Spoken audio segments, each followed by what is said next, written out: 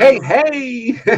Welcome to Hunters Hangout. This is season 11, episode 5. And boy, do we have a treat for you. We have some of the best makeup artists out there, and they're going to give us their tips and tricks. And we're going to hand it over to Pandora, and we're going to see what you guys can win today. Yeah. Hey, everybody. Pleasure to see you all. Thank you for being here with us. Welcome to our live makeup demo show. It is episode 5. We are super excited. We have both Michael Burnett and ALEJO CASALOTTI tonight. Going to be a great show. Tons of prizes to give away tonight. But we do have a couple of announcements real quick before we get to the prizes. We want to congratulate our sponsor, Blake and Sybil Phillips with Toxic Effects. Congratulations on your real baby boo, the arrival of Miss Gemma Rose. Oh, yeah. Congratulations to them on their new baby girl. Congratulations. And we also have exciting breaking news, as they would put it over at Transworld Live. Transworld presents East Coast Hunters Convention in Philadelphia starting April of 2024. So that is super, super exciting news. We are super thrilled for them and really looking forward to hearing more about that. So head on over to Transworld Live on Facebook. They will have more details over there for everybody. So congrats to them on a new show. Congrats to us as haunters for that too. Hell yeah. Right. I'm waiting for that Detroit convention to come along. Yeah, right. Come on. Yeah. All right. So for prizes tonight, thank you again to our sponsors. We are super grateful to them for all of the amazing prizes that they supply to us every season to give to you guys, the members. So please make sure you visit them first for all of your haunt needs. Oh yeah, haunt needs. Yes. All right. So from the Halloween Shirt Company, we have a free shirt. From Unsub Masks, we have a free mask. From Atmos Effects, we have the Hall of Haunts free download. Share screening. Yeah. I can't put it up though. You got to. Yep. There we go. All right. From Ned's LEDs, we have a 12-volt deluxe sample pack, one of each color. I'm so used to Phil doing that, and he will be here with us tonight. We know he's inexplicably missing right now, but he will be here. He's just running a little behind. Philly cheese is late. Philly cheese, choo choo, choo choo. All right. From Monsters Alive, we have $25 off. Rotten Prop Works, a set of zombie arms. From Toxic Effects, we have a rotten pumpkin number 2. Thank you, Blake. Hi, baby Gemma. From Fright Night Studios, Michael, thank you very much to you. We have a shrunken pumpkin tonight. Oh, okay. I thought it was a frunken pumpkin. I brought the wrong one. Oh, that's okay. That's all right. From Cobwebs and Candlesticks, we have a Megtooth. Interesting fact that Keith actually did mold that from a real Megtooth that he happened to have. So that's a super cool prize for tonight too. From Nightmare Makers, we have one unfinished skull. From Drop Dead Design Studios, 25% off. From 916 Productions and Fear Finish, $25 off. From Foggy's Fog, a gallon of bog fog. From Horror Ornaments, we have one free ornament. From Fright Props, we have $50 off. And from Scarlet Badges, we have $50 in free badges. From Haunted Hills Productions, we have the Necro Nurse Mask. And from Monster Misfits, one bottle of Monster Blood. And whatever other goodies they like to throw in there. Yeah. Woohoo! So thank you again. Yeah. And all you have to do to win tonight, guys, is to ask a question of our guests. And I'm sure there's going to be plenty of those tonight, seeing that we have 2 amazing artists here with us. We're super jazzed to have all of you. Michael, let's start with you. Why don't you tell us a little bit about yourself? Hi, my name is Michael Burnett. I'm a special makeup effects artist, and I do haunt, a lot of haunt effects. And for Fright Night Studios, my wife and I run that. We're in the studio right now, actually. Last time we did it in an office. So we're in. Actually, if you want to see, we got a few little things here I can show you. Sure. I'll take the camera. Sorry there, Lynn. Yeah. So here's some heads and stuff we're working on. So these are some stuff from Transworld Orders. We've got a few. Here's just a few things in the shop. This is a little Sally we did, well, big Sally actually, unfinished. This is going to be a shop display. We did that for Disneyland. One of our new products that we're doing for through Trans World. And then a lot of these are just like old sculptures. We kind of like to just kind of let them hang around. So super cool. Excellent. Yeah. I need a big shot, man. I'm jealous.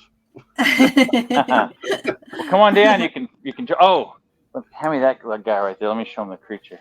Here's a fun one I'm working on right now. For you guys might recognize this guy. Oh yeah. Oh, nice. Oh yeah, from Nice. Very so cool. yeah, so we do in addition to makeup effects and stuff, we do props and animatronics and for theme parks and haunts and movies and TV. So cool. Awesome, Michael. Thank you. Thanks. And Anthony, or I'm sorry, ALEJO Antonio CASALOTTI. Hello. How are you, dear? Oh. For the actual face paint. There you go. Okay, I unmuted you. How are Hello you, and welcome.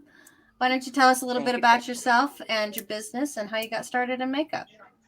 Yeah, I mean, I don't really have a business, but I work for my haunted house here in Maryland. We are Laurel's House of Horror. I'm the GM over here, so I do all of like the fun set design, creative, and all that fun stuff, and I do a lot of the makeup. And then I have so much fun. Like I work for a couple different like makeup companies and stuff like that, so I do a lot of the makeup. You'll see a bunch throughout like the show floors and stuff like that. So super cool, awesome, thank you. And we're so happy to have you here. And obviously you've gotten a head start here a little bit on our model. Is that what is our model's name again? Mikey. Yeah, Mikey. This is my friend Mikey. We're doing a Siren, so I try to do the body, and then we're going to do the face in a little bit. Excellent. Right on. Okay, cool. All right. Hey, and I see that we have a Philly cheese. A Philly cheese has arrived. There he is. All right. How you doing there, brother? Hey, everyone. Back. Hello.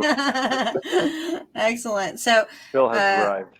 I guess our artists are going to go ahead and get started here. And we're super excited about Michael's makeup tonight, too.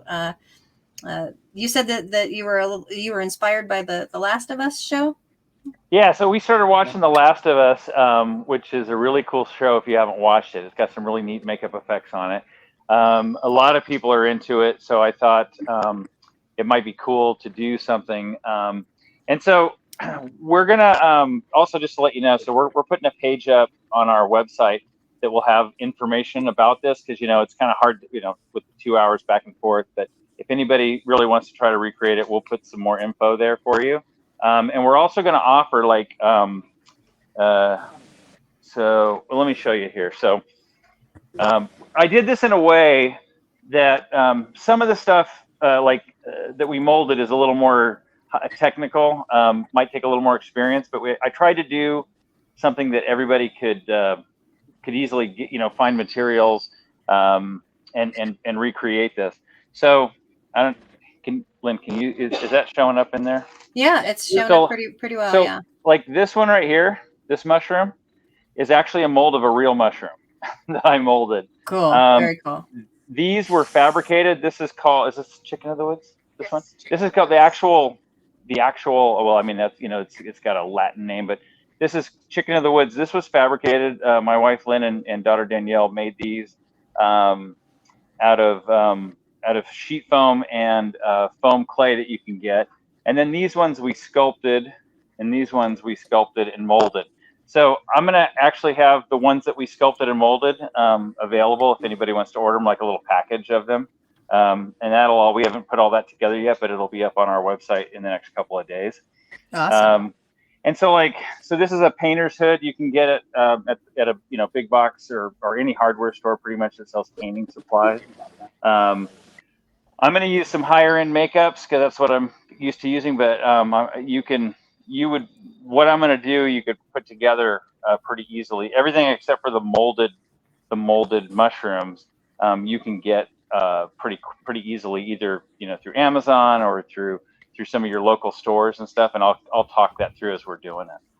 Okay, fabulous. Excellent. Thank you so much. Real quick, Michael, Keith would like to know if you prefer making props or doing makeup. That's a good question. It's hard. You know what? I like, probably my favorite thing is whatever I'm doing at that moment. One of my favorite parts about this business is that it's always different. You know, I grew up as a fan of it, so you know, makeup's really cool because you've got an actor and it's going to come to life. You know, you're building it up. You know, one on one. A prop is a cool piece. You know. Because you'll get to see it in something that's going to last. If you're making it for a haunted house, you'll get to see it, you know, used over and over again. So they both have, you know, I mean, I love them both. There's really, I don't know if I could be hard to say if I like one more than the other, but that's, you know, I mean, I'd probably get bored if all I did was makeup all the time, or all I did was make props all the time. Gotcha. You know, I like bouncing back and forth. So that was Cool. a long-winded answer. Sorry.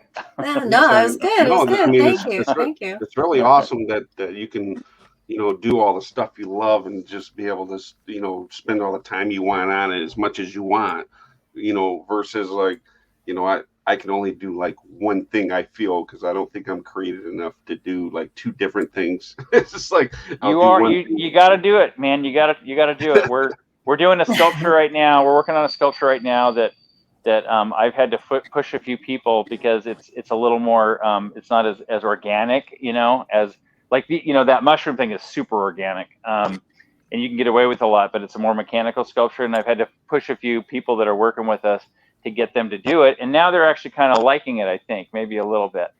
But you know, you got to push yourself. You know, it might not be the greatest. You might, you know, the greatest the first time you do it, but the more you do it, the better you'll get. Right. So, you know. Yeah, awesome. Well, I guess we ought to let you get started over there, huh? Okay. Yeah. So we're gonna go back and forth, right? So can I talk through the process a little bit, how we did it? Sure. How we started. So let me show you. So this is what I did. So this is something for people. Like, so here's a is this close enough? Could you see it? I can't see it. I'm good. Okay, because so what we're gonna do, last year when we did this, we had a standoff camera that was really wide, and I know it's like way too far away. But so my wife Lynn, who's behind the camera, she'll be moving in and out, and I'll try to walk up to the camera too, and I can show you guys some stuff. So I can't see it. So let me know if and she'll help me. Let me know. So again, we've been watching the show, The Last of Us, and so the first thing we did was my wife did a sketch, kind of a rough sketch based on some of the makeups. So that was just a pencil sketch. And then David, who loves to wear this stuff, we became good friends. He lets me torture him all the time, and he loves it. I don't know why, but he does, and I appreciate it. But so we took some pictures of David, and here he is when he's little hangry. We wanted to get like a facial expression, and then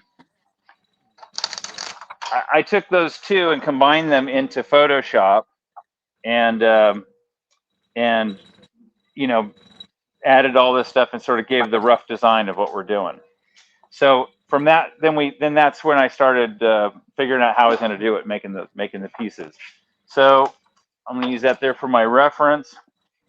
So back to this. So we picked out, we created the mushrooms either by sculpting and molding. Oh, something else I was going to show you really quick. These are a little friendly looking, but we found these at like a Michael's or I don't remember which one it was, but one of the art supply stores. So you can find a lot of cool things that already exist that you can put into this makeup, or you can factor into it. So this is a paint hood. Painter's hood is like used to protect when they paint. And what we did was here, yeah. So it looks like this. It's called a spray sock. And so we put that on a life cast. You could put this on a wig head. I happen to have a lot of life casts, so that I chose that. And then I put latex over it, and then hot glued these onto it to secure it. I tried to hot glue it on David, but he didn't seem to like it for some reason. I don't know why. So all right. So yeah, I don't recommend don't hot glue right on somebody. I'm just joking. So all right, so now what I'm gonna do is I'm gonna peel this off. The latex. I put some baby powder on it because the latex gets sticky. Actually, I should have put some underneath it. And I'm gonna grab those scissors over here, right here. You mind holding that for me? And I'm just gonna slice this up. I use the whole sock when I put it on the head to help secure it, but I'm gonna trim it away and blend it in like a prosthetic.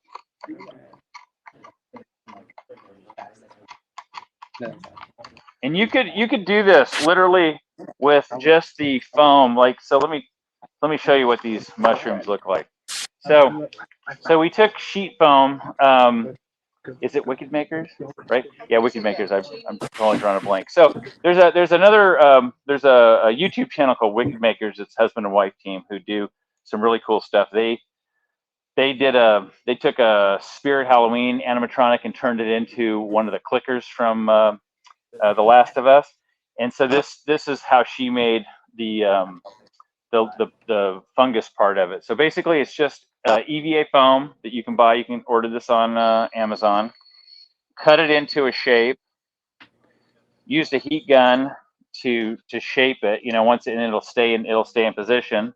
And then use this foam clay, which is really lightweight and stays flexible once it dries, and sculpt it around the edges, and then you end up with that little piece like that. And then that's a real one. Do we have one that's painted? Well, that's what these are. Oh, here, I got them under my hand. So then this is what it looks like once it's painted. This is a base coat. We didn't totally paint them because I need something to do for the next 2 hours, so I'll be doing some of the painting on it there. So anyway, that's how that was made. All right, so now we're gonna peel this off. Here, turn it around this way. Yeah. That looks so cool. Thank you. All right. Oh, it's stuck over his ear. Yeah, when I was doing my figuring out which makeup to do for this live, I posted on my Instagram, and a lot of people were like, "Yes, do the clicker from Last of Us." So I'm glad that you are doing it because a lot of people asked to do. Oh, cool. We have a question for ALEJO, actually, Yeah. real quick. While Michael's getting started over there, Michelle would like to know, what airbrush makeup do you prefer to use? Is there one that resists sweat better than others? Oh, so many favorites. Definitely, my favorite is ProAiir. I work with. I'm a whore with all my makeup. So ProAiir is definitely my favorite. But my favorites are ProAiir, European Body Art. My new friend actually just started his company. It's Dreadworks. So I've played with all of them, but ProAiir is my favorite because it's like matte.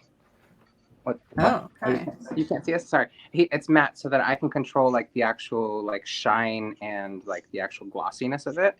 But it depends on, I guess, what kind of effect you're going for. But like Mikey, for example, right now he is matte, but later if I want to make him look more wet, since he's more of a Siren, I can adjust that with final seals or like glycerin or different like things that can make it wetter. So it's It's not you. No. Yeah.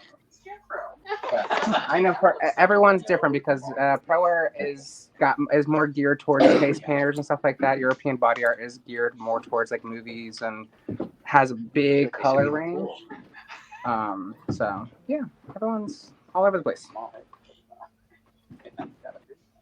Amazing, super cool. All right. Yeah, I like. I'm the same way.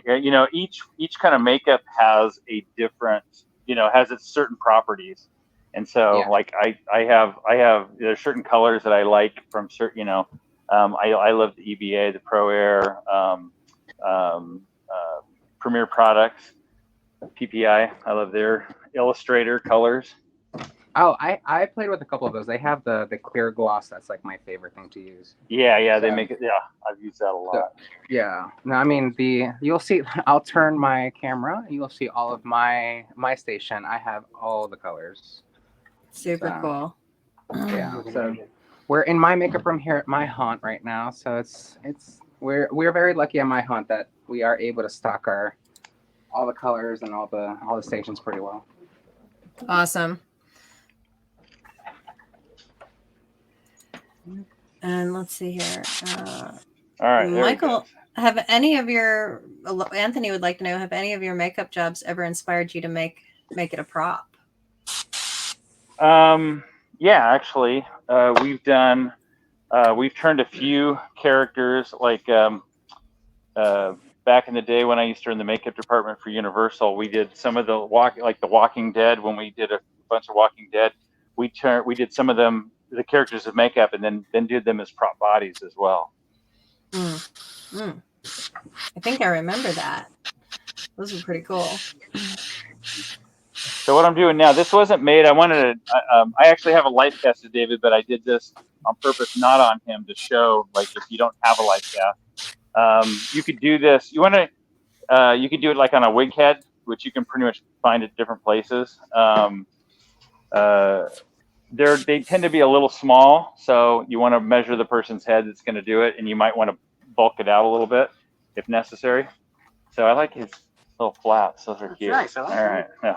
So what I'm going to do now is I'm going to trim this away and glue it down, and then we're going to blend it in. It's not going to have a real blending edge like a prosthetic, like a real prosthetic would, but because there's so much going on with all the different textures of the fungus, we're going to be able to hide those edges. Let me pull this down a little bit. Just a little Very high. cool. There we go. That's where it's supposed to be. All right. And this piece is pretty durable. You could reuse it once. You want to come in and get just a little closer. You could sit once you get it trimmed and on there. If you take it off carefully, it's something you could reuse. This cowl part anyway.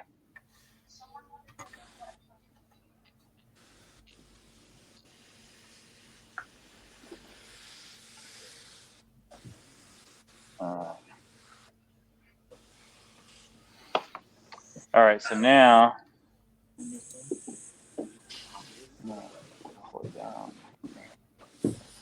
So I'm kind of referencing my picture just because I want them to end up kind of looking like that.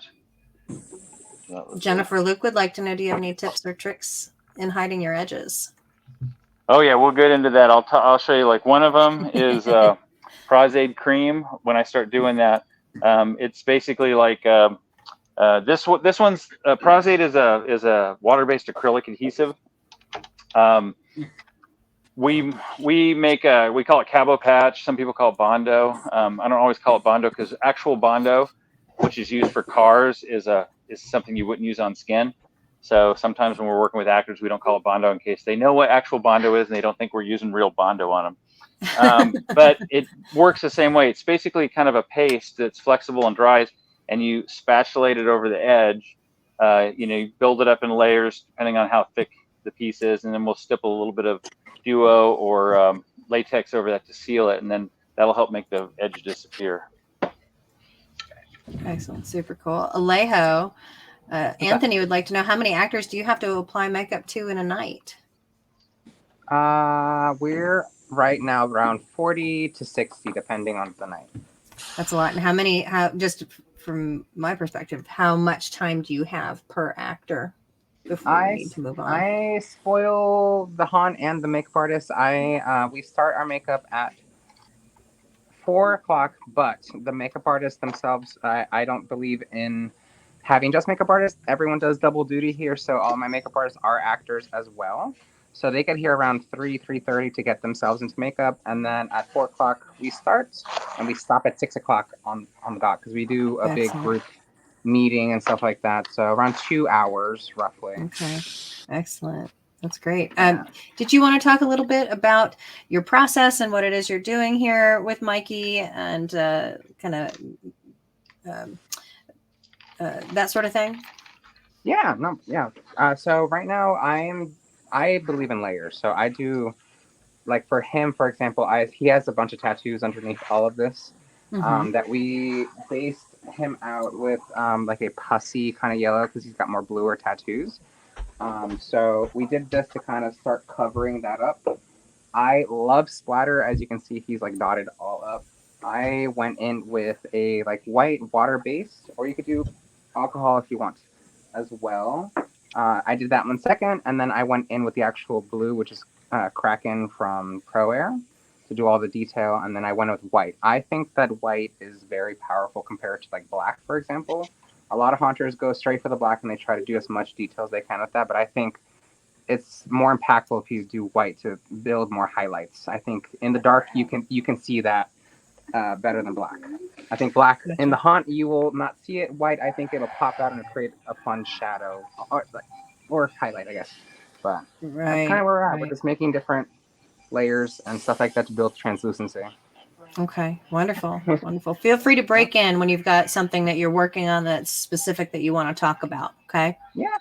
All right. I'm gonna do the face in a minute. This is pretty much it for the body for tonight. We're gonna do TikToks for the haunted house after this. So Sweet. almost, yeah. I have a question, and I'm a noob, but is there a difference in pressure that you should be using for different application types, or not? I totally believe in. I have our makeup room has a big compressor that we have inline air for the whole room, and it's very powerful. But when I do the smaller details, so like these fun lines, I bring it down pretty low. I have a second airbrush compressor that I use because I spoil myself, that I can turn that one down even less than the actual big compressor. So around like 10 or 15 psi for the details, and then I'm a psycho and I go pretty high for the body. I try to do we saw Mikey paint. jumping around earlier. Oh yeah, no, yeah. I do one body paint a night during my haunt nights, and I try to do a full body in like 45 minutes to an hour and a half every night. So yeah. Excellent. Joe Wolf Ritchie would like to know, what's a good way to avoid the soft airbrush look besides using stencils for hard edges? Wait, say it again? What is a good way to avoid that soft airbrush look besides using stencils for hard edges? So is there something you can do other than stencils to keep from getting that soft airbrushed look? You gotta have to practice your high contrast, and that's gonna be what my friend Christian does very well. He almost like deposits paint in a way. He like blasts a good amount of color, and then he goes back in and blurs it out, or like hard edges and stuff like that. That's what my friend does very well. I kind of more am a softer makeup artist. I kind of learned to try and do realism, and then I try to teach myself to do high contrast. I'm like still in the middle of that kind of stuff. That's where I'm at right now. Awesome. Awesome. So what I'm doing here right now is I'm gluing these edges in. I'm using the Pros-Aide Adhesive, which basically is a white, looks milky white, it dries clear. And I'm doing it like a contact adhesive, so I'm putting it on the skin and on the inside of this edge. I'm not using it over his brows because it is hard to get out of hair. I've got a silicone adhesive. You could use Duo eyelash adhesive up there that's made to go for on eyelashes. You can get it out of hair. But if you notice, so see, it was white when I put it on, and when I dry it with the hair dryer, it goes clear. I put it on both sides, so it's like a contact adhesive. So when I stick it down, it's there. Very cool. Yeah. So now he's all secure. I'm going to do around his brows with, like I said, with a different glue, because it's easier to remove from the hair. And then I'm going to start spatulating over the edge. David loves the word spatulate. He likes it. He always, every time I say it, he kind of giggles, or he wants to take a drink. Very cool. All right, let me find. What is your go-to process for determining your makeup looks? Danny would like to know. Who is that for? For anyone. Oh, okay. Yeah. So I'm sorry. Can you say it one more time? What is your go-to process for determining your makeup looks? Well, first, I mean, I do a lot of stuff for TV and film, and even for haunts. Most of the haunt stuff I work on, there's been a script, like there's a story written, so the character has got some background. So I always like to look at that. figure out what makes that character tick. If it's, if I'm recreating something, like this, or it's inspired by something, then obviously the first thing I do is get a, get some reference material. If it's an original character, then, based on that breakdown, I will do a design. Like usually I like to do Photoshop or combine drawings in Photoshop. To see to see what it's going to look like. Working on a thing is when you do a drawing, you can adjust the proportions however you want. So it makes it, you can make a really cool design, but it might not translate exactly into reality. So that's why I like to use Photoshop and start with a picture. Especially if I have a specific person that's going to wear that makeup, I like to use a photo of them, because I'm going to be closer to making it look like what the actual makeup is going to look like. And then just based on materials, that I think I'm going to use, or what the effect is, then that's the next step to, breaking it down and figuring out what I'm going to need to put together. So hopefully that helped. Cool. Yeah, absolutely. What about you, ALEJO? Is there something specific that helps you determine your looks? I have a full album in my phone of like a lot of different artists that I have inspiration from, and I definitely reference that a lot. I think every makeup artist has probably a collection of things that people tend to reference and stuff like that. My haunt, we are pretty strict on an artist does a full section, and then I do a lot of our icons. So I'm very like I do a lot of the the design process in the months prior to our haunt opening and stuff like that. So I have a good creative power of what we're doing and all that fun stuff. I don't know. So it really comes out. I'm my haunt where I do a lot of the design work. So I already know what I want to do, or I'll be inspired. A lot of the times during the season, the first 3 weeks, a lot of different makeup artists do fun stuff, and I kind of like that photo, and I kind of want to add to it. So I'm all over the place. My process is all over the place. I always tell people I don't know what's happening until it happens. So I like it.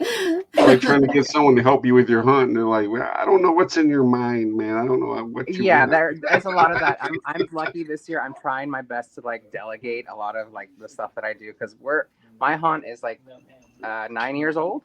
It's coming up on 9 years this year. So a lot of us wear so many hats in the building.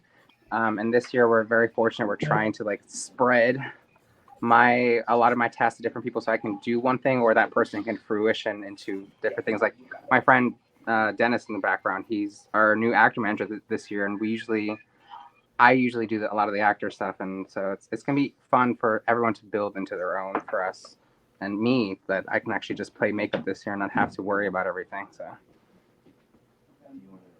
super cool. Yeah. all right, so yeah, I did a yellow base for him. I got some white splatter, and we're gonna go in my Walking Dead for a base, and then white highlights. So that's what I'm doing over here. ALEJO, for full body makeup, is your preference to paint the body first, then the face, or does it not really matter? It doesn't really matter. I tend to go face first. Body first, and then just go from there. Yeah. Great, super cool. So, what is the set time on the Pros-Aide over there, Michael? It's a air dry. If you use a hair dryer, it dries pretty fast. So like it was tacky, and probably with the hair dryer, in 2 or 3 minutes. Okay, great. If you just let it dry without a hair dryer, probably closer to 5, depending on where you're at too. I'm in Florida. Today's been a really nice day. It's been like California weather, actually. Oh, great. So yeah, it got all the way up to 70. That's Awesome. usually that's pretty mild. 2 days for Florida, ago it was in the 80s. Absolutely. Yeah. Katrina would So- like to know, what's the brand of silicone adhesive you use? This one I'm using is called Silabond. It's by EBA, European Body Art. Okay. But I That glue also is like amazing. Telesis, which is made by ProAiir Products. That's another one that I really like. No, I played with Silabond at Transworld, and that glue will glue a person to another person. So now I'm using, say I've got the Pros-Aide paste, and I'm using that to blend, because this thing has not anything that remotely resembles a blending edge, but because I cut it, it's fabric and I cut it, but once this dries, you can see how it's going on white. In a few minutes, when that dries, I'll hit it with a hairdryer, it'll turn clear. I'll probably have to do, I might have to do a couple layers, because it is like, if I was doing a real prosthetic, like a foam latex prosthetic, if it's got a really good edge, you wouldn't even need any of this. You might seal it with something, but even if it has a not such a great edge, you don't need to use quite as much. But I'm literally, it's like a little cliff here, but it'll be pretty seamless when I'm done. That's the great thing with the Pros-Aide. So I'll show you just in a minute when I. And again, what I love about doing these kind of makeups that are really organic is all these different shapes and stuff. We can use those. And then I'm going to add a bunch of really stringy, nasty looking things that will help. It'll add a lot of texture to it, but it'll also help hide, the edges and anything that I don't want, I don't want to be seen.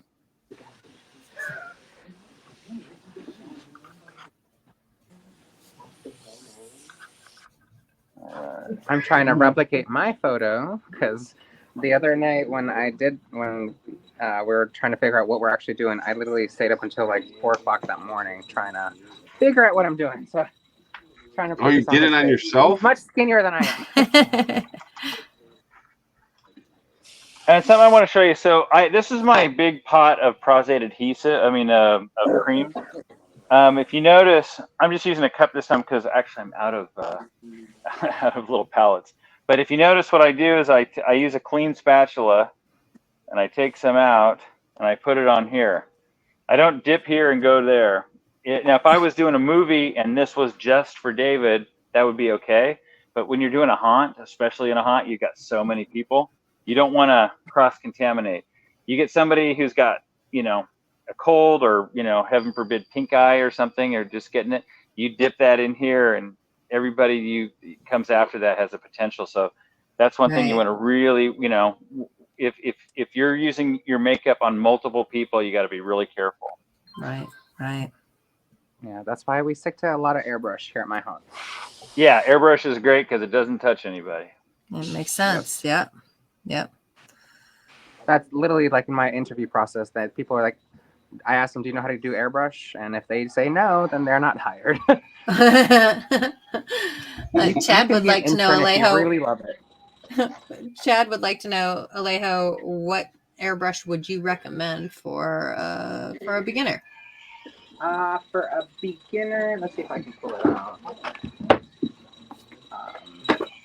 The majority of the country has Hobby Lobbies around them. So I recommend, this is one of my old ones. It's an Iwata Neo. This guy is about $60 at Hobby Lobby. And the reason why I love this one, you can purchase the needles, the tips, the cones, whatever you need for these guns at Hobby Lobby. So in case something breaks, you can go there versus having to order and wait the extra time. You'll find these on sale very often. That's at the most affordable. If you have the money and want to splurge, I definitely recommend a full Eclipse. These will survive you forever, pretty much. You can get bougie like I am, and I bought this for Christmas. I still haven't used it. I got myself a custom painted one, which I'm in love with. Very cool. Yeah. Are you showing that custom painted one? Because I can't see what we're going. I gotta have to check that out. Oh, no, yeah. So Coast Airbrush, that's right there, and I think Anaheim. Yeah, they take like car body paint and they airbrush like the actual Iwatas, which are really Oh, cool. For detail, my favorite airbrush gun is the DAT from European Body Art. That little sucker can do hairline detail, like it's impressive. I'm a psycho, and I paint without the cone. I can do pretty good detail without that. You have to be careful because if not, you'll tattoo people. So, yeah. Mikey's like, don't tattoo me. But yeah, there's all sorts of guns. The Talon from Pache is a good workhorse if you want to do a big canvas. It doesn't do great detail personally, but everyone does it. I would not recommend a Master's gun. A Master's compressor, sure, but a Master's gun, don't ever buy that on Amazon. It's a one use for me personally. Cool. Another good one. I like the Iwata myself. Today I'm going to be using the Pache. This is our shop Pache. It's got a lot of paint on it. But this is a single action.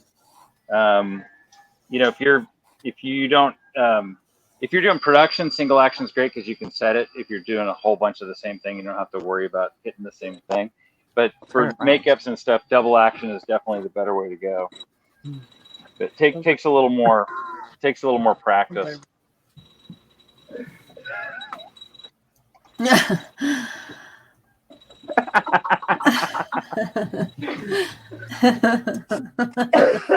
I love that my friends are here, but I also hate that my friends are here.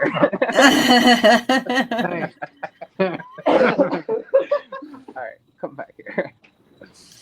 Brianna would like to know, how does body paint hold up to actors sweating during the shows? Do you need to seal it? If you go straight with just the airbrush, it survives pretty well. ProAiir is amazing at that. They survive pretty well. I don't sweat a lot. I water base a lot of my face or even other body paint so that they can take off the makeup even extra easy. Yeah, I mean, if you sweat a lot, there's different like brands. You can get like a Ben Nye's Final Seal, or if they really sweat, they have the no sweat that you can put on the skin to actually not. I'm guessing Michael also has other like bougier companies and cool stuff that he can recommend as well, but I only have like 2 sweaters and I buy products just for them for haunt season, but everyone else is pretty good with just the ProAiir on it. Okay. The Final Seal is great. That we definitely I use that in a lot of movies and stuff. Another one is called Blue Marble Sealer, comes from PPI. That's a really good one. And there's a couple other things you can use. There's a product called No Sweat or Stop Sweat. You can put that on. It's basically like a deodorant, that stops, that you can put that on if you've got somebody who's really, you really have a challenge. Cool. Hatchin Manor would like to know, how do you prep the skin first for all of this? But I tell all my actors not to wear makeup and just have clean face. But that's for haunt settings. But I don't. For Michael, he probably has some other fun stuff. Like for this particular thing, I didn't, because he's not going to wear it very long. But usually, same thing, no makeup, because we're going to have to take it all off before we start, because it's going to act as a barrier. And then I'll usually use something like witch hazel, like an astringent like witch hazel or sea breeze, to take the oil off. I know some people like to use alcohol. It's a little, I think, a little harsh. Yeah, that's pretty harsh for some people. But that'll definitely, if you're gonna, for prosthetics, especially because you're trying to get this glue to stay on. You want to make sure that the skin is clean as possible. I have only one friend that can sweat off Pros-Aide, and it's quite impressive. Well, also depends on how much they drank the night before. Tracy Phillips Clark has a great question. Do you use a different technique around the eyes versus the rest of the face? And this is for both of you. I turn down my pressure around the eyes so I don't blast their eyes. Because like he's wearing contacts, and if I go crazy, he'll lose those contacts. He'll Or lose it'll that slip in the lens. back of his head. Right. And Michael, you're kind of around David's eyes right now a little bit with that. Yeah, Is it's there the same anything? thing. I mean, I keep the adhesive thin when I'm going around somebody's eyes. I use like Duo, which is an eyelash adhesive, if I'm sealing something, because it's designed to go around the eyes. And the same thing, you know, if I'm using an airbrush, keep the pressure way down because you don't want to blow their eye out or their contact. I'll usually, you know, we're not using contacts today, but if I was using contacts, I'll often put them in first. Okay. You know, so you definitely don't want to use high pressure when you've got that going on. All right, so now. So for the people that are actually watching my look right now, and you'd be surprised. So this is a lot of underpainting. I'm gonna go in white and actually bring a lot of these colors to life, and then go back in with the Kraken color. It's a lot. I do a lot of layers. So when you say the Kraken color, which tone are you talking about? So it's like the blue. That blue, that the grayish the blue that's blue, going yeah. on. That grayish Okay. blue that I'm using on. Yeah. Cool. Okay. I'm just building an underpaint, and then we're gonna go in white, and you'll see how a lot of this comes to life, and then I'll go back in and hike up the contrast depending on how I seem fit. Yeah.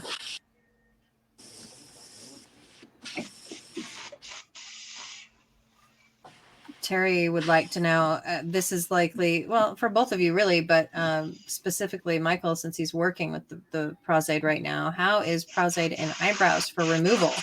Or is that a bad idea? Yeah, I didn't. Pros-Aide in eyebrows is very difficult. So I didn't use Pros-Aide. I put a silicone-based adhesive that I can use a solvent to take out. You can also put wax. You can wax their eyebrows down. I have a bunch of stuff that's gonna go over that in a few minutes. Okay. So I didn't have to. I just needed to keep the prosthetic down. But yeah, Pros-Aide in hair is not a good idea. Not a good choice for sure. It's not my favorite, but I've definitely done it. I know that my friend Mikey is a drag queen, so he's done it a couple times. But if you ever do that, please have the remover, or at least cold cream, for example, because that stuff is a little harder to get off your eyebrows. You'll lose a couple eyebrows in the process. But like we did a good purple glue stick like any other person. Right. Okay.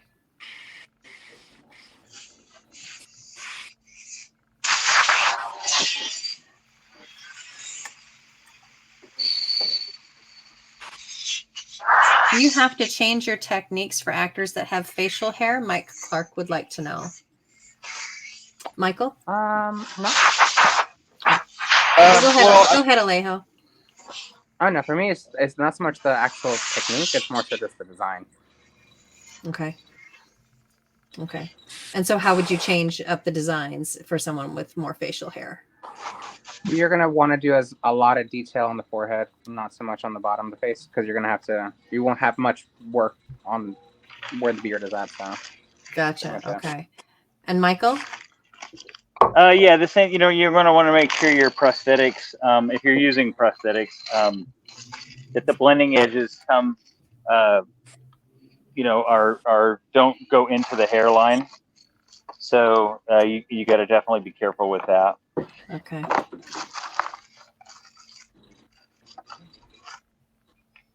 For someone that wants to learn to do makeup, what's the best way to start? Where would you suggest they go to look or go to learn?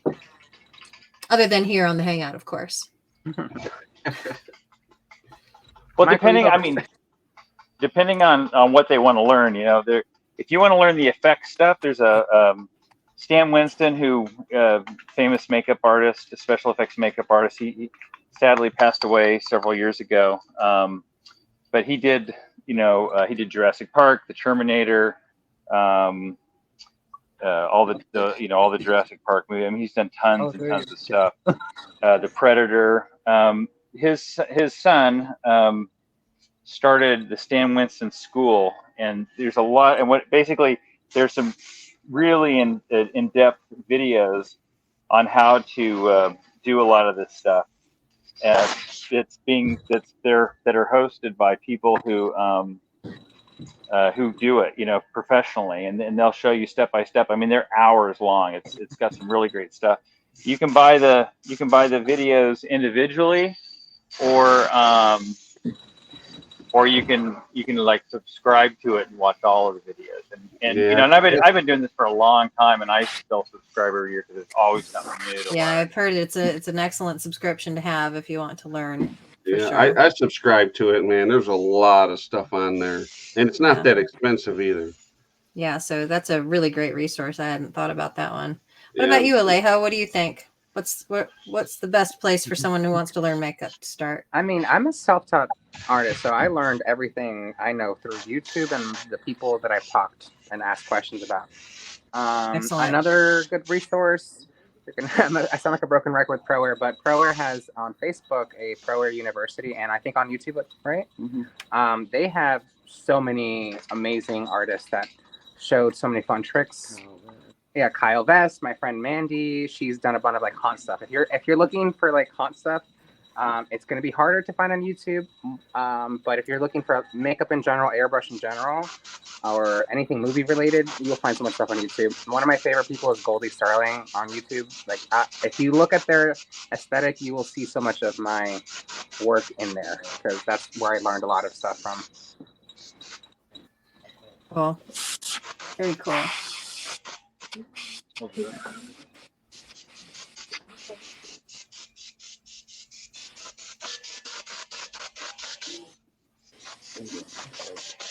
Yeah, I'm going over a white. I'm going to cover a lot of these like blue details, but it's going to build translucency in this way. So I'm going to go back in and go in with the blue color and do fun details later. Yeah. So one side to the other, no white. For all, do you prefer to use hybrids or all alcohol based? For me, it's going to be all hybrids personally. Okay. And can you explain what a hybrid is, ALEJO? It is a alcohol and water-based makeup, right? I believe, Mandy, you know best. What? Hybrid is alcohol and water-based makeup, basically mixed together, kind of in a fashion. Like I think European body art is strictly alcohol-based, and there's like other companies that do like silicone-based, and then there's water-based makeup. Hybrid is really good on sweat-resistant stuff. And it's easy to wash off versus a strictly alcohol like airbrush makeup. It's going to be a lot harder to take off.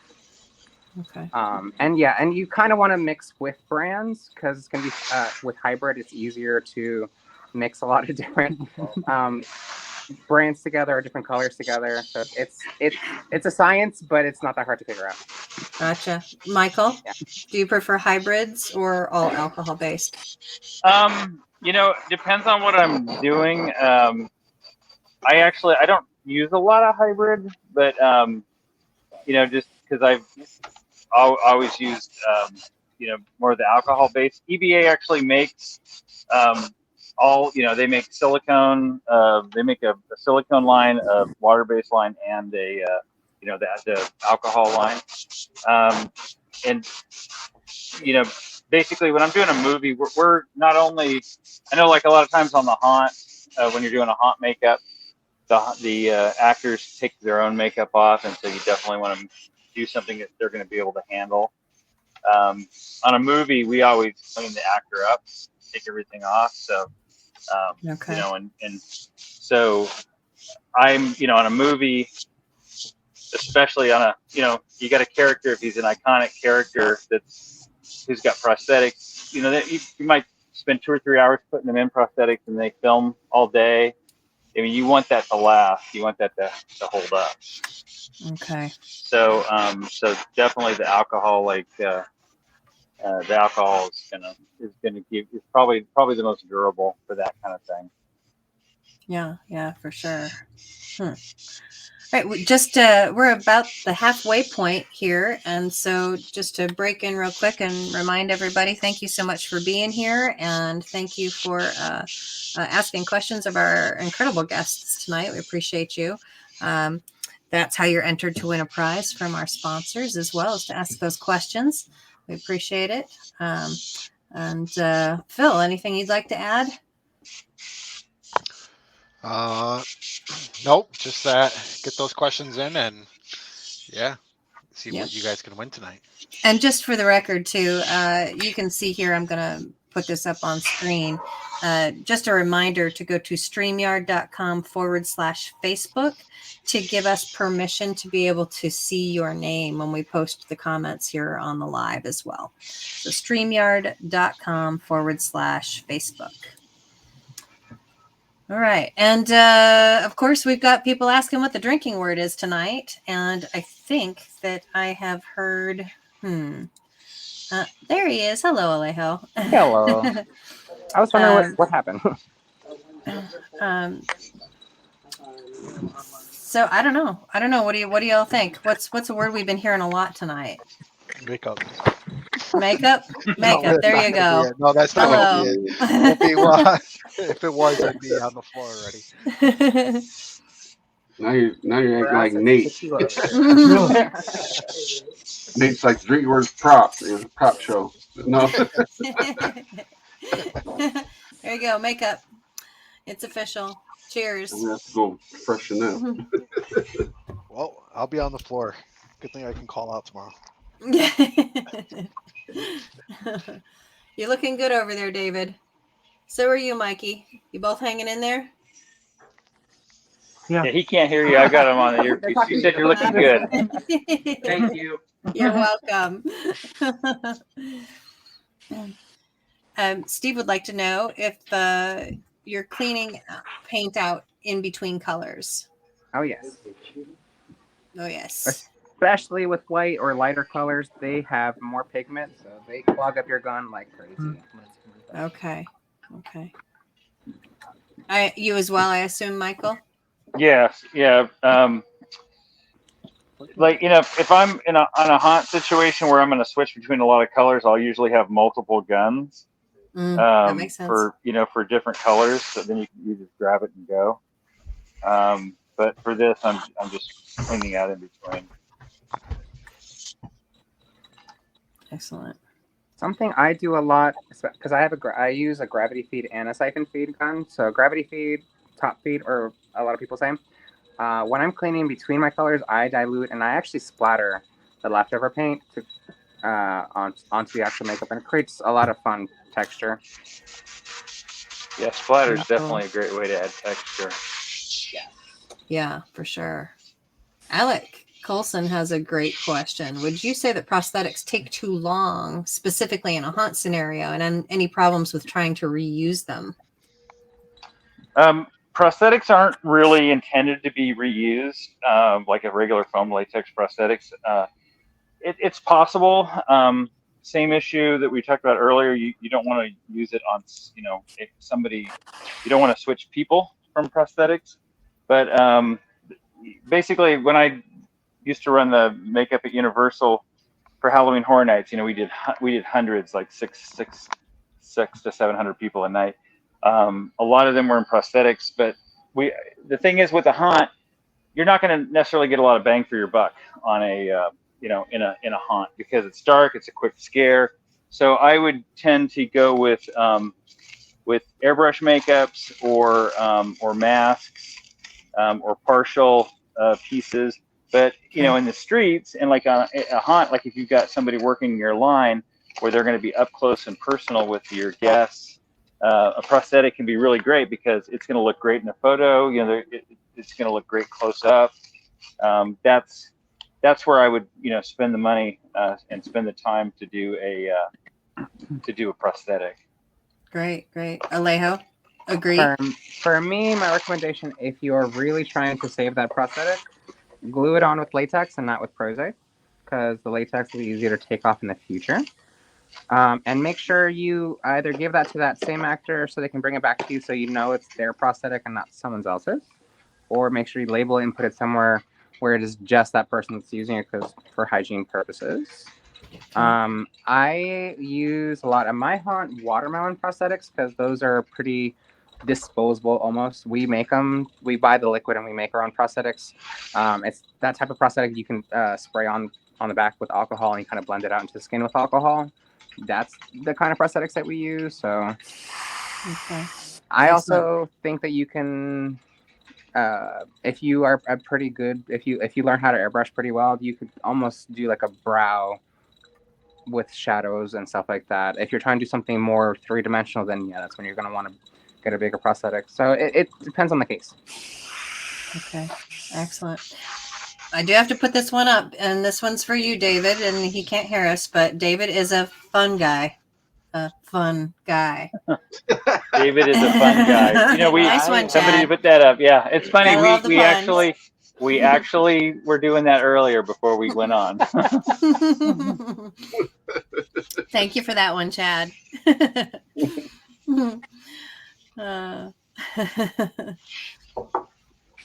He says, thank you. I'm here all week. Try the veal.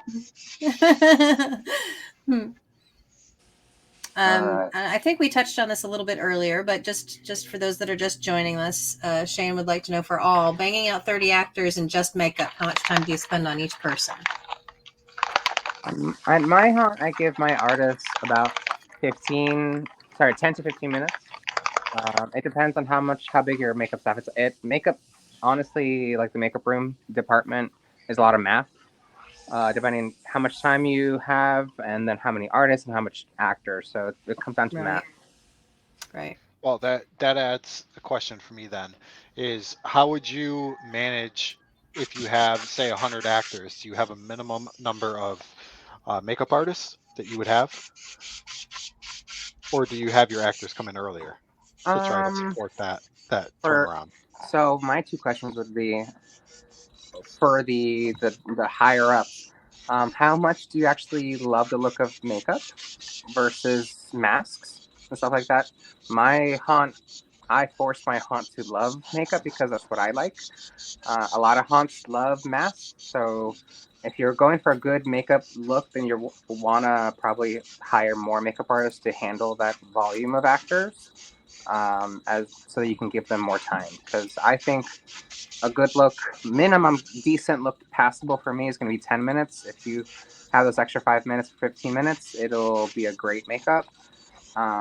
Especially for Q-line. If you want to have Q-line actors, I want to give my artists 20 to 30 minutes per Q-line actor. So it depends on the higher ups of how much quality they want to give into the makeup department. Okay. And that's like that's what the more talented airbrush makeup artists, right? That too, yeah, probably. I'm spoiled. We have I have some very awesome makeup artists that can do a bunch of cool stuff. So it does depend on the artist. Yeah, Universal, I had like 70 makeup artists. Damn. But yeah, you guys had what, like 500 actors or more? Yeah, like 600 to 700 depending on the year. Yeah, my friend Jay Batista, he does this Hong Kong haunted house in Hong Kong, and they do about 1,200 actors a night, and I think they have like 100 makeup artists or something crazy like that. Wow. It's insane. So it's a big math problem that you have to figure out. Yeah, I can't imagine the time that people have to come in just to try to get makeup done. I mean, obviously masks help that, but masks definitely help. Honestly, like the first week or two is going to be pretty hard for any artist because they're kind of trying to learn the makeup. If we have to do the same makeup with the same person every single time, you're going to learn to be faster. So. Right. Does that get like a little tedious where you like don't enjoy it anymore? Just rushing through them all, and you want to take more time with them, or are you just pretty much used to it and just? It's a bit of both on that artist. That's where I was going back to. During haunt season, I look at a lot of different artists' Instagrams and stuff like that, and get inspiration from them, and I want to try that makeup. I don't limit my artists on a specific look unless it's like one of the 5 icons that we have at my haunt, but they can kind of play with the character or person that they're playing with. I don't want to limit creativity because that's when it sucks and that's when it gets boring. Right. Yeah. So. Mike would like to know, if you have actors coming in really early for makeup, do you worry about them messing it up in their downtime before the show starts? For my actors, I only have like 3 or 4 people that come in like early, like we'll say like 2:33. And I generally do their body first, a decent amount of the face, and then I let them eat, take a break, and then the last 15 minutes they come down and I do their mouth and eyes because they usually rub off their mouth a lot. Okay. Michael, do you agree with that? Yeah. Yeah, I mean, that's, it's basically a big, logistics thing. The way, Universal, I mean, I've run smaller haunts, which are a little bit easier to deal with. You can, you've got you got a smaller group that are easier to contain of actors. But, at Universal, they kind of went in waves. They had two full casts that would shift out. So we would bring them in waves like that. So then the first people, so they wouldn't have to sit around because you don't want them to sit around too long. Right. Right. And so the first group would come in, they would start, and then the second group would come in. That first group would leave, earlier as well. So that kind of helped. But that's an unusual. I don't think there are very many haunts that have over 600 actors. So that's probably a little unusual circumstance. Yeah, Universal Studios is lucky. You guys have an A and B shift, so you guys every 45 minutes the actors change, so it's unique. Yeah, it's definitely a plus. Yeah. What are you working on now over there now, Michael? So now I'm just putting some sealer over the edge. I've got some pieces that are gonna some little nasty bits that are gonna go over these edges. This will dry clear in a minute, and then I'm gonna add some more fungus and stuff going onto his face. And I've got and then we'll start adding the hair and the bits up in between all this up here. Okay. My model has a tiny bladder, so they keep going to the bathroom. Sorry, I'm gonna have to turn that up a little bit. ALEJO, do you at your haunt, is there an assembly? Is it kind of an assembly line setup, or just one artist per character? One artist per character. There are definitely moments throughout the night where we do what we call a conveyor belt, and we will line up like 5 actors at a time, and we will do like white, white, white, red, red, red, black, black, black, and then get out. Okay, so there is a bit of an assembly line. Yeah. Yeah, we have a that's only in case of emergencies, because sometimes the actors will arrive like 15 minutes before we open, and we have to get them all out of the way. But our actors have learned if they want good makeup, they better show up early.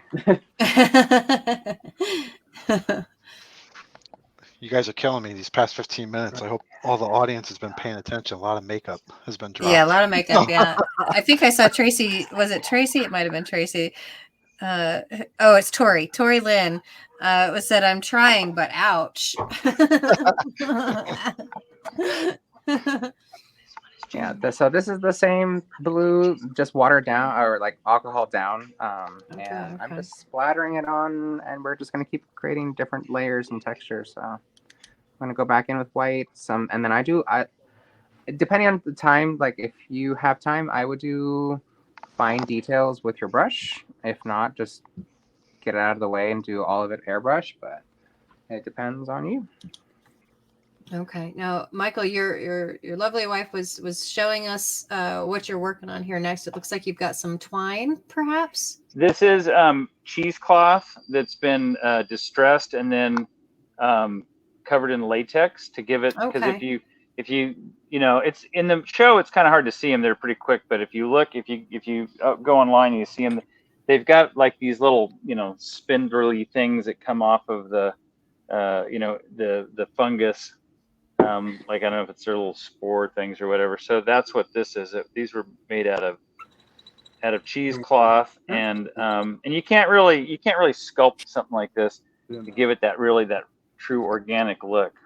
So that's why I like to I wonder if fabricate it. something like twine would work well for that as well. That It was could, my first thought when I saw yeah. it. You could a twine, especially one that's like a multi-strand that you could peel off little bits and pieces of it. Yeah, and separate it out and add yeah, the latex exactly. to that. Yeah. Yep, that would be good. I would suggest getting something that's fairly soft. Not a real stiff one, so that you can manipulate it easier. Yeah, that way it'll break up real nice. Yeah. Yeah, exactly. Yeah. And ALEJO, it looks like you're starting with some hard line detailing over there. Yeah, this is just white. Yeah. Just the white. Yeah. Yeah, I'm doing this white. We're gonna do then fine detail, and then we're pretty much done with this look. And then we're gonna start on a leprechaun look. There you go. See, a little nod to St. Patty's Day upcoming from ALEJO. Yeah. I'm gonna be probably at Brighton Asylum this Saturday, so gotta practice a little bit of St. Patrick's Day look so I know what I'm doing this week. And are you gluing that down with the Pros-Aide as well, Michael? Yes. Yeah. Okay. Because the nice thing about that stuff is it dries clear, stays tacky, and then you can stipple over or airbrush right over it. Okay. Is there certain details that you guys like to make pop on any character? And for example, like eyeshadow, jawline, shoulders, any of that sort of stuff? Yeah, I mean, I definitely, but that would be like, per character. Like nothing's. I mean, I don't have a thing like I always like to do, eyeshadow or whatever. It's all based on what the character is supposed to be. Same. But I definitely love doing a chest piece. That's a fun thing to always work on. Oh, this is a good question too. How do you coordinate with costuming people to make sure that the look is cohesive? That is a good question. When I was at Universal, we had a costume designer that I worked with closely, and we would depending on if we were doing an original character or if you're doing something like recreating a movie, that certainly makes it easier because you've got something to start with. But basically, we would sit down and chat about it, and then do a first pass of a design. We're gonna. I'll let me go grab it. I'll pull it over here because it definitely has to go together. Once he's all done, we've got a. This is costume piece. Awesome. It's got some fungus coming out of it. He's got a little fungus coming out of the shoulder. Yes. So we'll be putting that on shortly, but we would we'd basically do rough concepts and then compare notes and then adjust, see what we liked about each thing and then adjust accordingly until it looked like a cohesive design. Super cool. Okay. ALEJO? For us at Mehron, we do the actor comes in costume already, so we already know what we're working with. Okay. All right. And that's something you determine ahead of time, obviously, as you're doing character development, etc., I assume? Yeah. Mm-hmm. Okay.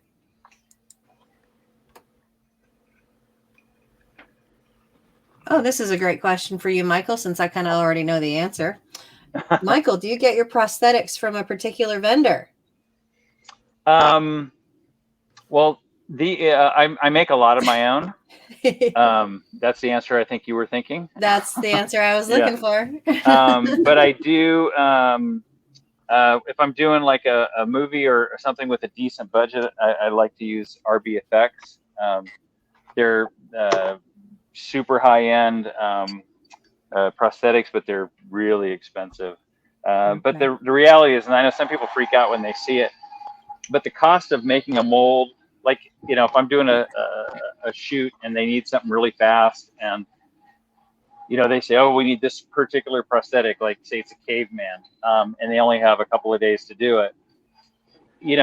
If I'm going to charge them for that and, basically someone's going to stay up all night for 3 days in a row, I mean, it's all that overtime and everything is going to be insanely expensive. It's much cheaper buy one of those prosthetics, but they run in the hundreds of dollars. They're not really cost effective for a haunt situation. Okay. And then the latter half of that question was, is there such a thing as cheap prosthetics? You can find, I don't know if I'd say cheap. You can find more affordable ones. There's a lot of people, I've seen Etsy. There's a lot of people have Etsy things, that there, a variety of, skill levels, some that are, better than others. But I've seen some pretty good prosthetics that, can run anywhere from, 30, and it also depends on the size. If you're obviously like a little wound is going to be a lot less expensive than a full face prosthetic. Right. Indeed.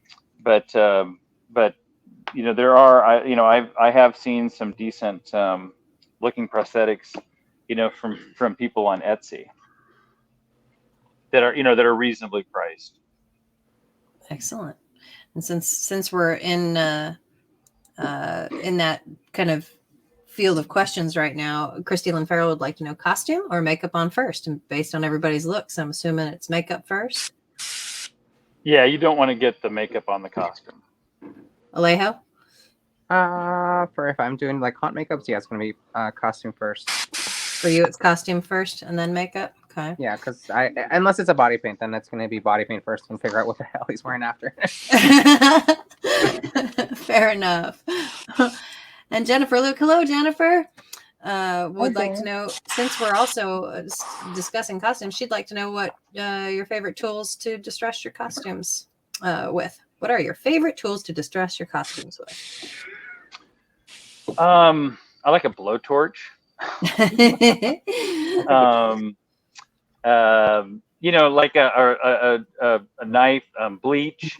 Bleach in a spray bottle. That's what we did to David, what he's going to wear today. Okay. Sprayed it with bleach, let it sit for like 5 minutes. That was a brand new T-shirt a few hours ago. And wire brush is cool. You can really get some good texture out of that. And I will burn the edges a little bit with a torch sometimes. And if you've got like you're doing a suit, if you're doing like a zombie thing, and you've got a suit that has some polyester and some different stuff in it, you got to be careful because some of that stuff is flammable, but you can get some really cool, edges by doing that. Okay, excellent. ALEJO, do you have favorite tools to distress costuming? Favorite tools? We airbrush a lot of our details onto our costumes. I don't know if this is a new thing, but I discovered it by playing. Tan Rit dye specifically is the only color we buy at my haunt. Okay. And we airbrush it on, and then we spray it with alcohol, and that just alcohol and the reaction between the tan Rit dye specifically, you can get a multitude of colors for some reason. Oh, that's neat. I don't know. That's a good tip. Yeah, I don't know if that's something that we've discovered by accident or something that's already well known in the industry, but well, thank you very much for sharing it with us regardless. Oh yeah, no, let me see where I have something I can show you. All right, we're gonna have to write that down. I know. Yeah, I've never heard of that. That sounds pretty cool. This is my friend's costume, and this is all tan Rit dye. The only one color that we used was black, like spray paint on the tips, and then the rest is permablend. But with the alcohol, for some reason, it turns brown, green, and tan. So incredible. Yeah. What's the name of it again? It's a tan Rit dye. It's just the tan Rit dye. Specifically, that one color. We played with taupe, and it works decently, but tan is the best one. We buy that by the gallon. Jeff Mays has a little tip for us as well. He says, distress costumes, not actors. Man, we got a lot of comedians watching today. Haunt family got the goods tonight. They do. Mm-hmm. So I know that you guys are going to MHC, right? Mm-hmm. That's exciting. You guys having a booth like you guys did last year, or what are you guys doing? Yeah, we're going to be right where the Chicago Haunt Club was, right there Chicago in front Haunt of the Builders. stage. Yeah, Chicago Haunt Builders.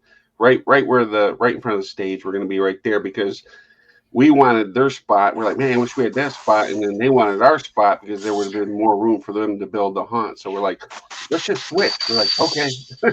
It really worked out well. Yep.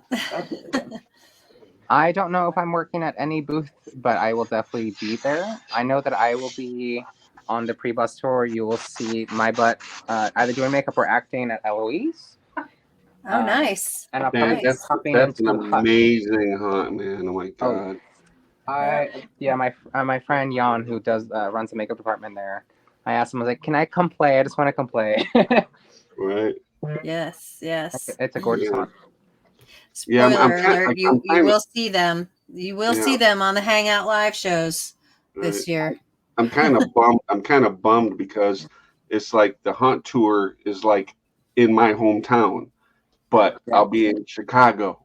To set up the booth. We'll be there to set up the booth and not be able to do the tour. I'm like, so I'm gonna drive to Chicago and then drive. Well, everybody back else home, is driving to Detroit. and drive back home and then go back. I'm like, damn it! But I've seen them all. They're really good. Steve Schwab would like to know, ALEJO, what was that hand tool you just had? This guy's just this is a nail art brush. A nail It's art like brush. Okay. Tiny. I can get like really small details. In a haunt setting, you won't see this, but if I do Q line, I definitely will pop this guy out, or it's Okay. more for my. Yeah. That's looking pretty cool, Michael. Thanks. Just getting that to Spores dry. root.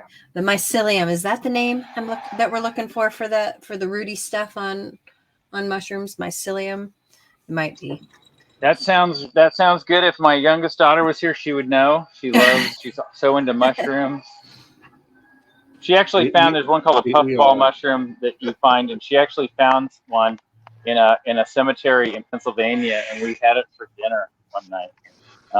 I was a little nervous, I gotta admit, eating it, but I'm still here, and it was.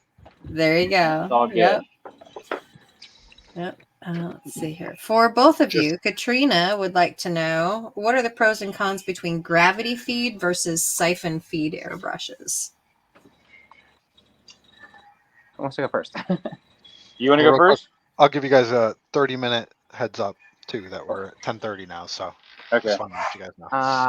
For me, for a new beginner, I will say that gravity feed is going to be easier for the average person because they can troubleshoot it easier. When you work with the siphon feed, the bottles and the gun can clog somewhere, and you have to troubleshoot the entire thing, which is a pain in the butt. But for body paint purposes, I love a siphon feed to do the base work, and then I'll go in with a gravity feed to do all the detail work. That's just me personally. Excellent. I would agree with that. Well, there you go. We have a general consensus. Excellent. I agree with that too because I did both. and I hate the siphons. Just kept messing up on me. Like, damn it. Yeah. Jennifer popped in with a comment as well about that helps someone like me who didn't know the difference between the two. Gravity airbrush is the cup on top, paint fed by gravity, and siphon is the paint sucked up through the bottom. Yep. Correct. Thank you, Jennifer. And on my list of materials, I talk about jumbo braids. That's what this is here. You can find these at most decent-sized arts. Makeup, beauty supply places. They're really, it's great hair. It's Connectalon. It's like a synthetic hair, but it's only a couple bucks for these.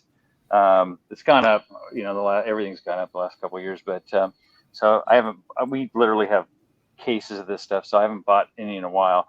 But it's a ton of hair, and it's synthetic, so you have to be careful with it. Using heat and stuff around it, but inexpensive, and it comes in tons of colors. So it's great stuff to use. Agree. What's the name of that? Connectalon or jumbo braid.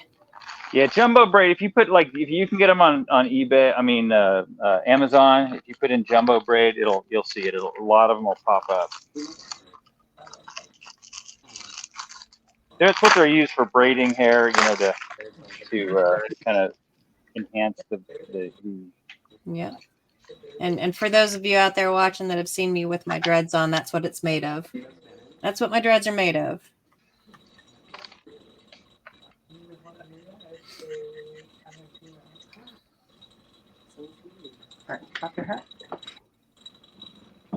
So I'm going to use, in this case, I'm going to use it. I don't use Pros-Aide a lot for hair, but it stays really nice and tacky, so I'm going to use it in this particular case. And since I'm not going to do behind him, it's really since just for filming purposes. Okay. Normally I would, you know, obviously do the whole thing, but since I'm just going to do is the front half here. But so what I'm doing is I'm applying the glue where I'm going to add hair, and then I'm going to let it dry. Once it turns clear, it's dry, and then it's super tacky. And tacky in a good way. And what are you doing over there, ALEJO? Right now, so this Styling. is Haunter's best friend. It is protein styling gel, but it's brown, so it's like hair protein. Okay. And this stuff is fun, and you put this all in the hair wherever you want, and you see like it's like a brown.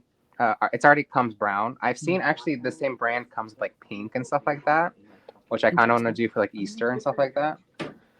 But yeah, it's just fun texture, and it doesn't dry fast, so it stays goopy and stuff, so it just looks like shit. And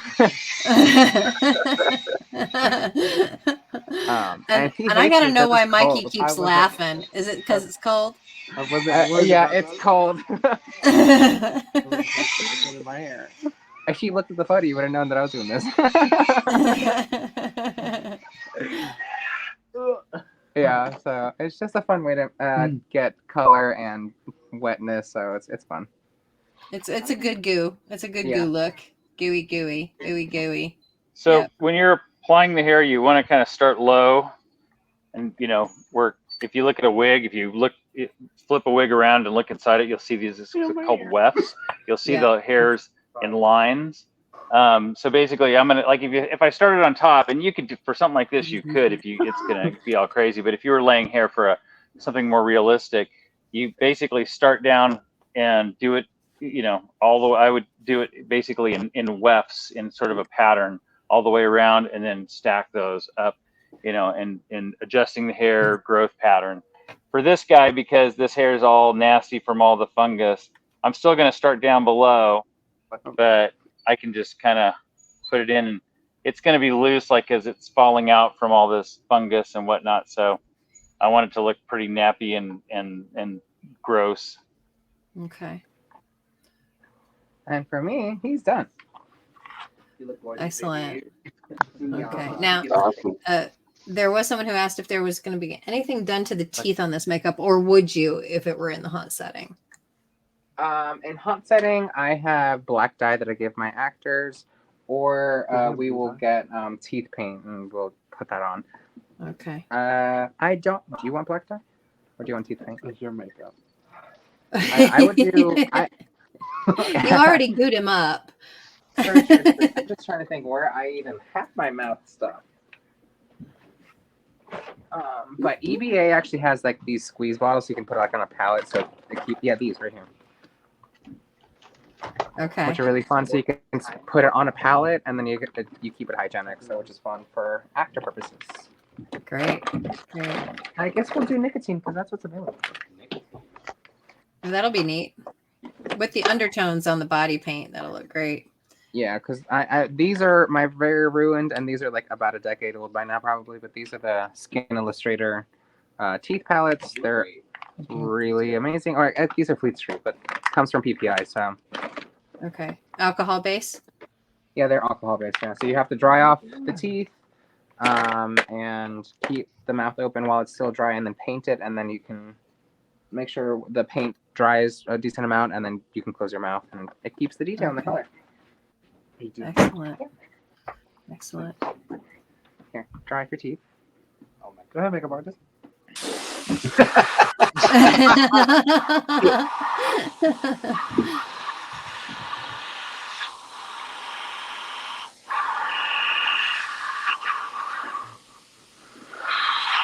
Keep your mouth open. Jeez.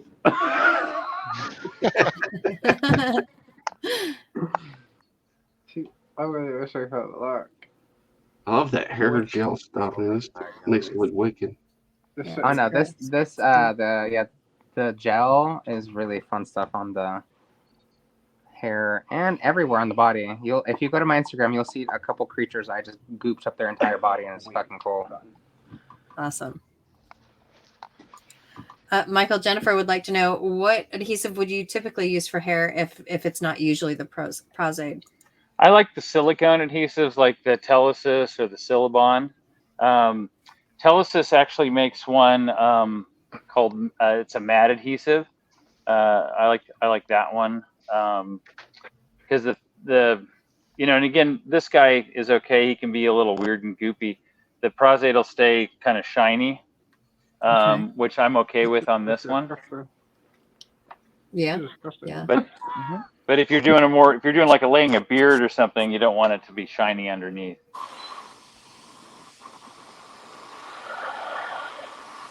So you're drying it now with the airbrush as well, ALEJO? Yeah, just to expedite it a little bit. Okay.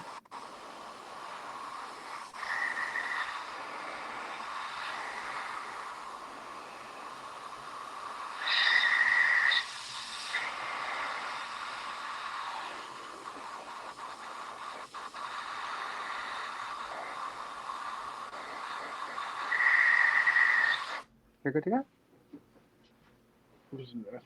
It's nasty. You can open. You can talk now. You're good. That's disgusting. It just tastes like alcohol, so it's nothing crazy. Bro. It's disgusting. Yeah, Hessian Manor wanted to know, does the tooth paint have any taste and how long does it last? This stuff, as long as you don't bite down, it survives a couple hours. It's pretty good. Okay. Yes, you can drink tequila. You're good. You look great, Mikey. Well done. Well done. Yeah. Look right here in the face. And you can stand up if you want to show up your full look, and then we're gonna start on the leprechaun real fast. Yes, and actually, ALEJO, there were plenty of questions wanting to know what TikTok channel they should go look for to see the stuff you plan to film later. It's gonna be for our haunted house, so it's gonna be Laurel's House of Horror. Laurel's House of Horror. Yes, awesome. Thank you so much. All right, Max, come on this way. So we're gonna Fast and Dirty Leprechaun. Yeah, we're gonna do a very fast, very hot setting, leprechaun. All right, sweet. Hello. All right, there we go. Hello. Hi, Max. How are you guys doing Lower you today? for a second. Good, Hope you guys good. enjoyed that first look. We did. I came ready with a costume. Let's get into it. Yeah, well, you better do TikTok. So. Absolutely. I'm loving the way the Plus, hair I'm laid down on that. Michael starts to make it look like there's like the fungus is actually growing up and out of the head now with that extra layer down behind it. Yeah, that's definitely adds a nice layering effect. I'm gonna need more there.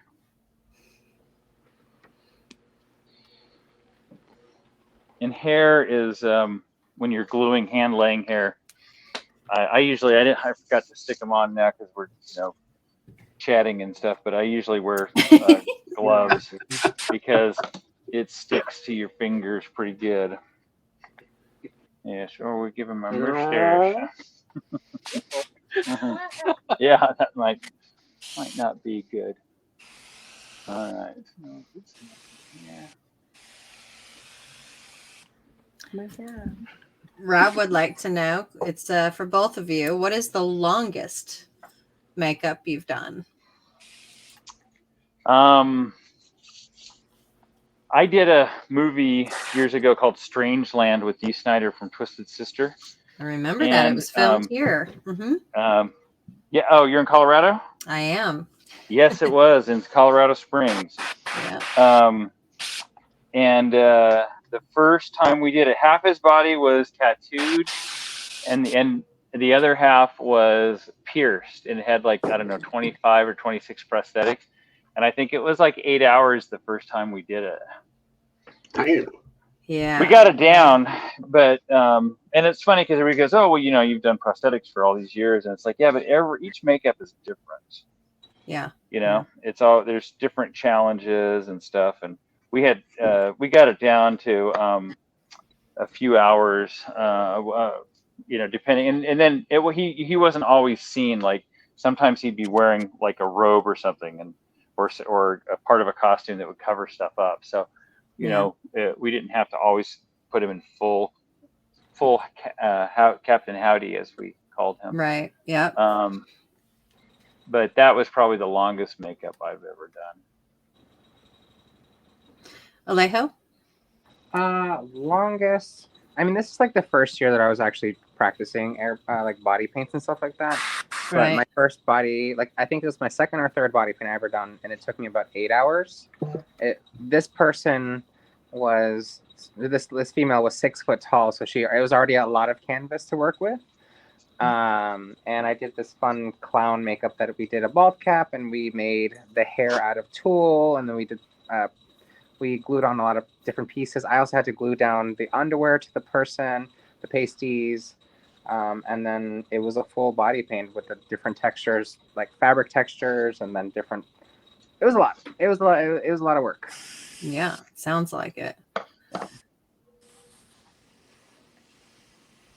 How does David feel about how that's coming together? How do you feel, David, about how it's looking? I think it looks great.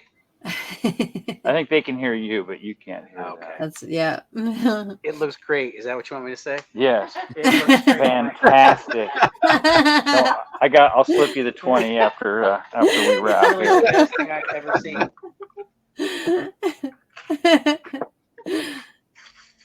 Oh yeah.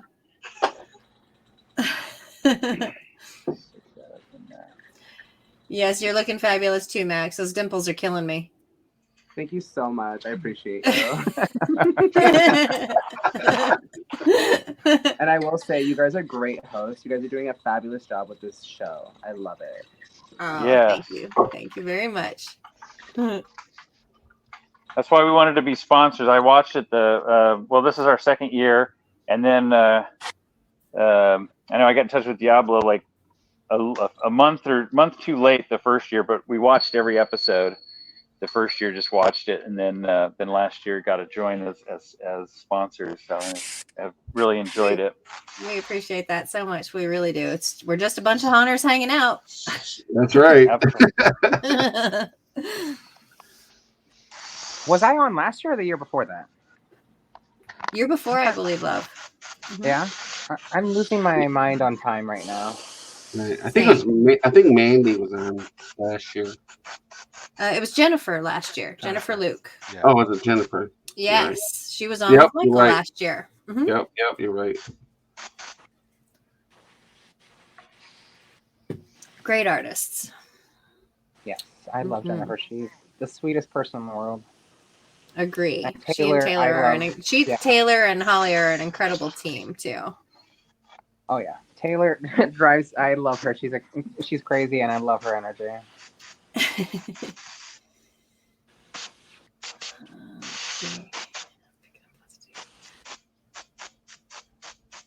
Oh, Katrina wants to know now for both. What is the one makeup look you dread having to do?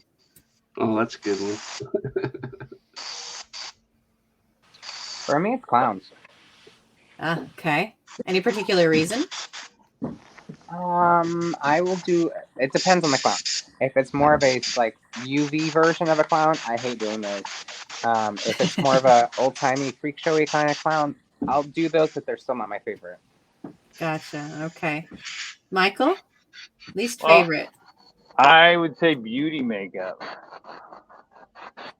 I like doing the crazy stuff. When I first got into the business, I had to do beauty makeup. You know, a lot of low budget movies can't afford to hire two makeup artists. Right. So I'd have to do everything. But you know, I just love doing the character stuff and the effect stuff. Gotcha. Fair. I'm not a big fan of doing beauty makeup either.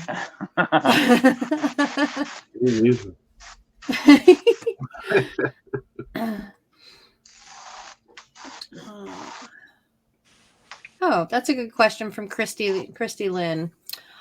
What's a good makeup character to attempt for your very first try? Ooh, Hmm.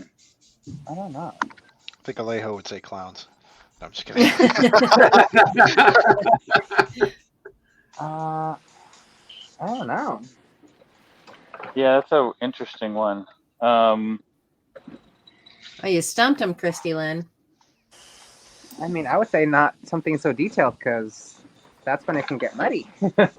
Okay. Nothing too detailed so that it doesn't become muddy. Okay. I would say The Exorcist makeup is a fun one because you can learn a stylized version of realism. That's a fun one.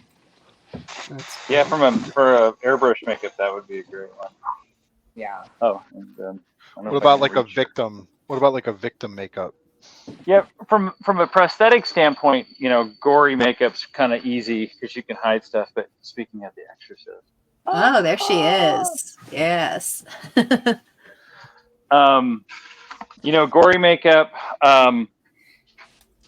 bloody, like a wound and stuff, it kind of helps build your confidence. You can get away with a lot more. What I usually, I've literally seen thousands of portfolios over the years. So I did all the hiring for Universal for like 15 years, plus all the makeup artists that I hired for my shop and that kind of thing. And that's a good way to kind of break into it, especially if that's what you like, the monster stuff. But you don't want to do too much of it, because again, you can get away with a lot.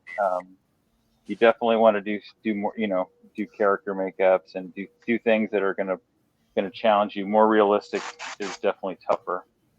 Okay. I agree with like more realism because if you want to be a year-round makeup artist, you're gonna want to learn all facets of makeup. Yep. You can find it easier if you learn airbrush. Unfortunately, if you don't like beauty, but if you learn like beauty makeup, you can do weddings left and right with airbrush. People love that.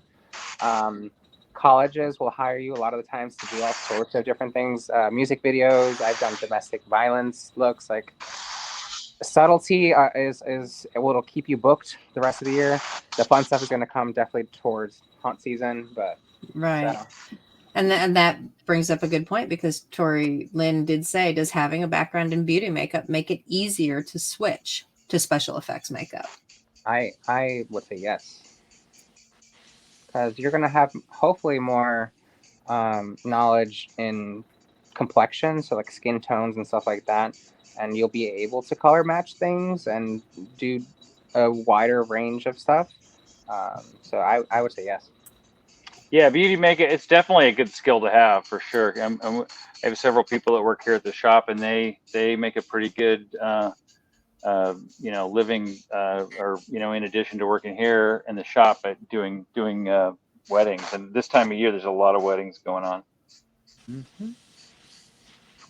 I mean, haunt season is the best time for weddings. Every wedding, I swear, is in the fall. During the week, you can do weddings, and on the weekends, you're at the haunt.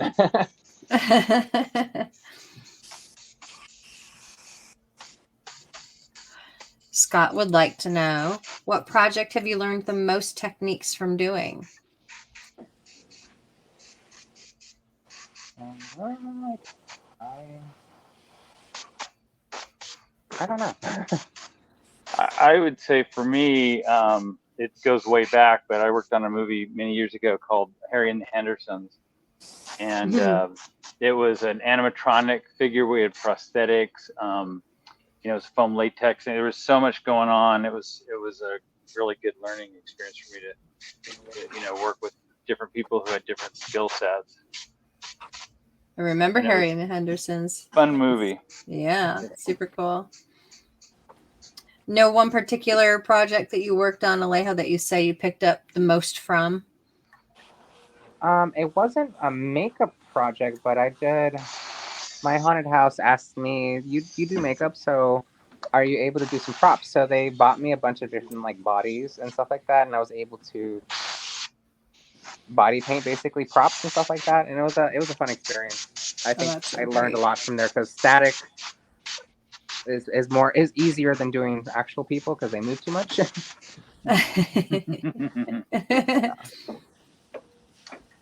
Yes, Oh, indeed. ALEJO, Beth is apologizing. She's late to the show and she's a sucky friend. So, Beth Spiker. oh, I love Beth. Yes, She's apologizing for being late. you're good, Beth. That's my friend Beth. She's from oh my goodness, their haunt is in Indiana. What was it called?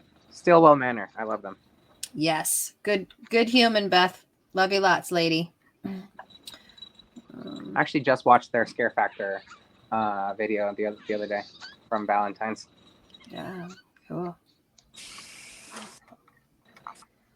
David's hanging in there, coming together. What's next, Michael? I'm just gonna dial in some of the with some of the airbrushing, hit some highlights and stuff, and then we're gonna put him in because I know we're coming down to the last few minutes, and then we'll put him in his costume. All right. What's the most makeup jobs you've had to do in one night? Robert would like to know. For me, I probably the most makeups I've done in one night is like maybe 20 or 25 full makeups. Okay. That's a lot. That's a heck of a lot to have to. Yeah. It is. But And Michael? Yeah.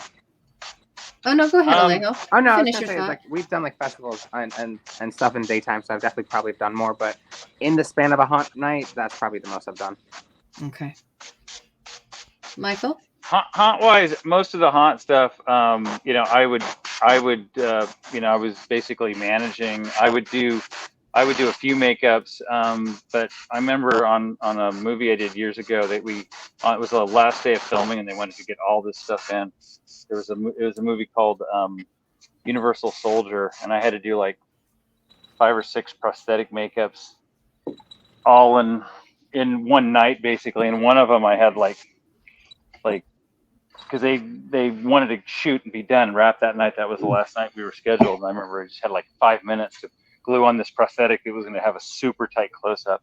That was a little nerve wracking, but that was more prosthetics than I would ever like to glue in one night again. Yeah. Absolutely sounds like a lot.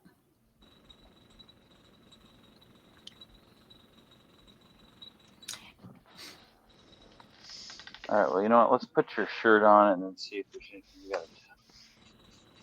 You okay, Max? Oh, I'm fine. I love the taste of alcohol. Well, since I dilute the paint in between, like it's pretty much straight alcohol is what I'm throwing out their face. Yeah, it's the thing's torn out. Can I take this one off? Yeah, probably.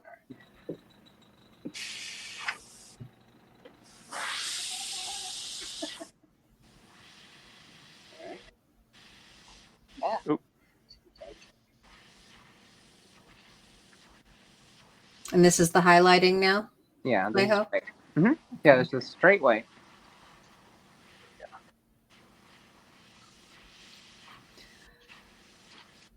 Shane would like to know. He's saying for all. Who was the inspiration for your craft? What got you started? Or was there a person that got you started in the industry?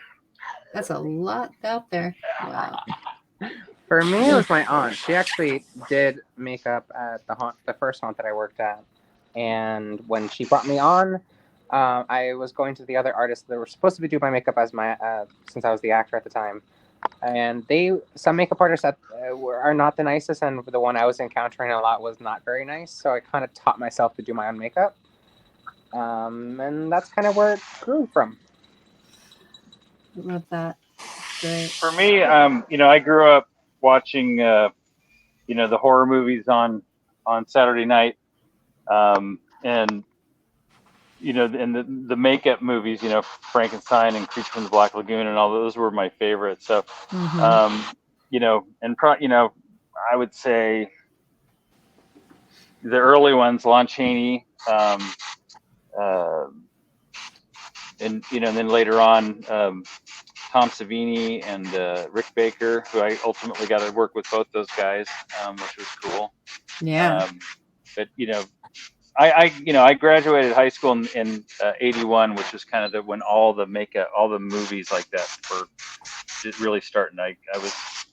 I was at the right place at the right time, so I got to meet all those guys, and that was such a cool time in the horror movie business. Oh yeah, for sure. Absolutely. Brianna, Brianna wants to know, how the heck did you get that shirt over that prosthetic? She needs to know. That's one secret I cannot share. I'm sorry. No, we had a nice wide opening. We cut but we had to be very careful. All right, there you go. Dave was a little modest. He didn't want to flash everybody, so he was off camera. I want to paint my whole body. Yeah, no. Nice No. big canvas. Things are coming together for Max over there as well. Yeah. Yep. I'm definitely basing it off the Leprechaun movies. Love this. How the highlights really just added to that pure Right? white. Yeah, absolutely did. Yep. There's a depth to it now. Yeah. Yeah, I rarely use black anymore. White is definitely my favorite. I will do a lot of the underpainting and then I'll go with white, and that really just brings everything out. Yeah.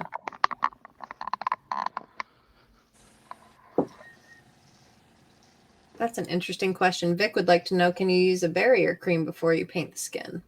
Yeah. Yep, absolutely. A lot of times I'll use DermaShield. DermaShield. You just want to make sure that they put it on, your actors that they want to use it, that they put it on 15 minutes ahead so that it's nice and dry before you start trying to apply on it. Okay. Great tip.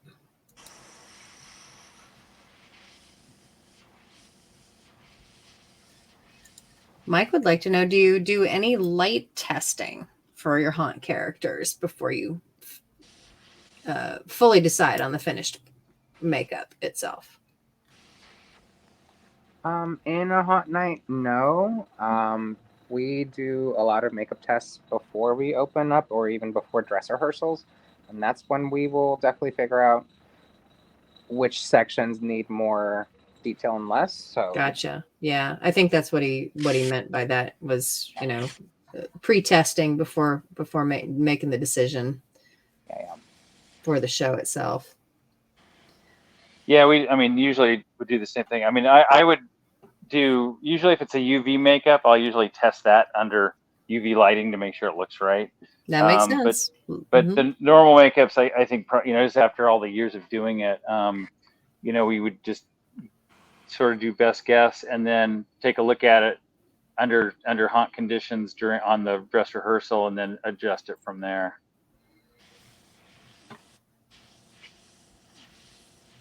So, all right. So let me find it. So I got a thing, we were talking about graffiti effects. Yeah. So I got some stuff from Jennifer. Oh, right. It just came in today. So just super in time. Cool. We're going to use, when we were talking about the mouth stuff. So a little graffiti effects product demo happening here, Jennifer. Yeah. All right. You know what? I'm going to wash my hands really quick before I touch this, since he's going to put it in his mouth. And I got a lot of hair on my fingers.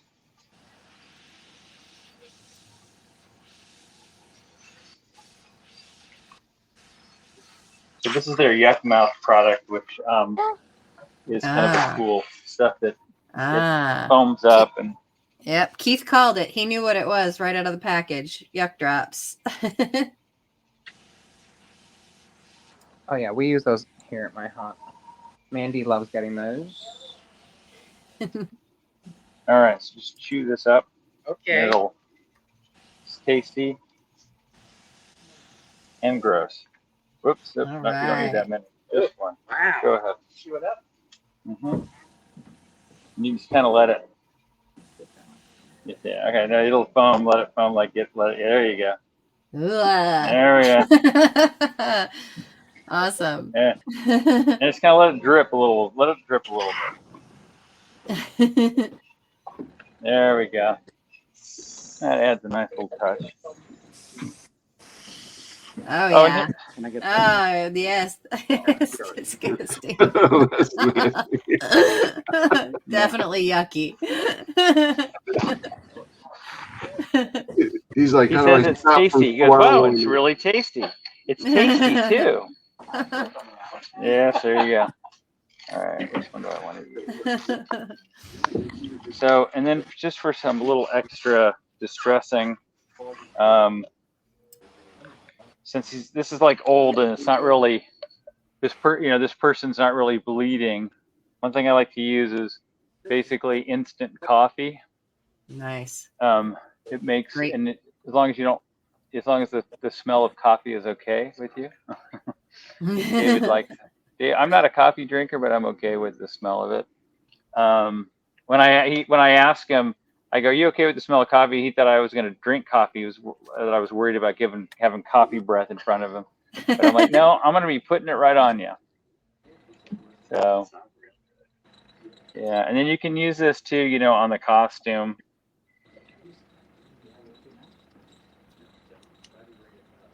That's super clever. Yeah. And the hair, but it's a great color.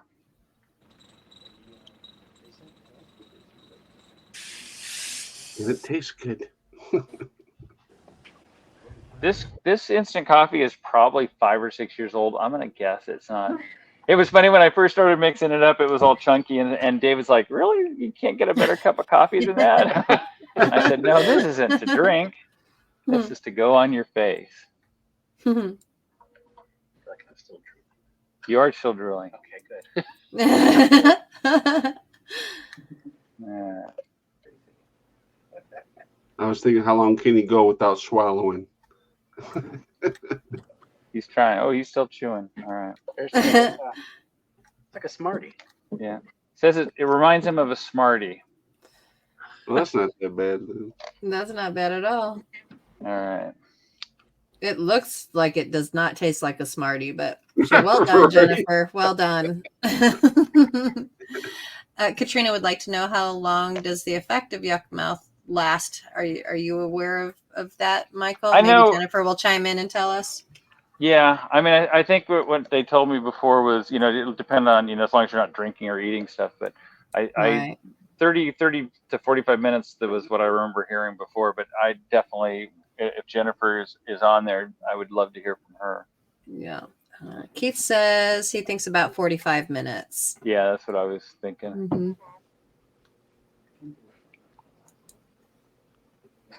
That's great. All right. Well, I think he's about done. I can keep Awesome. dripping him. So good. This is one of those things, if we were filming, that we would constantly chase the actor around and just keep adding, more drip. Yeah. Excellent. Jennifer did chime in. She says 15 to 45 minutes, depending on how long you let it sit in your mouth. Oh, okay. So I was right in the ballpark there. Okay.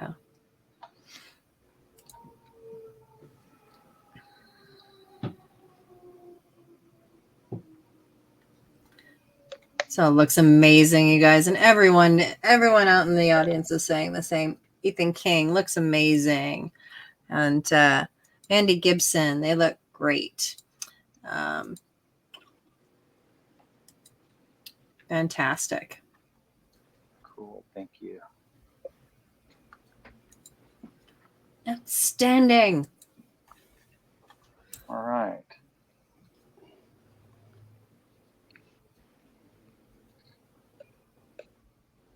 Well, I hope ours read good on camera. I know it's different this time. Absolutely does, ALEJO. Yeah, it looks really good.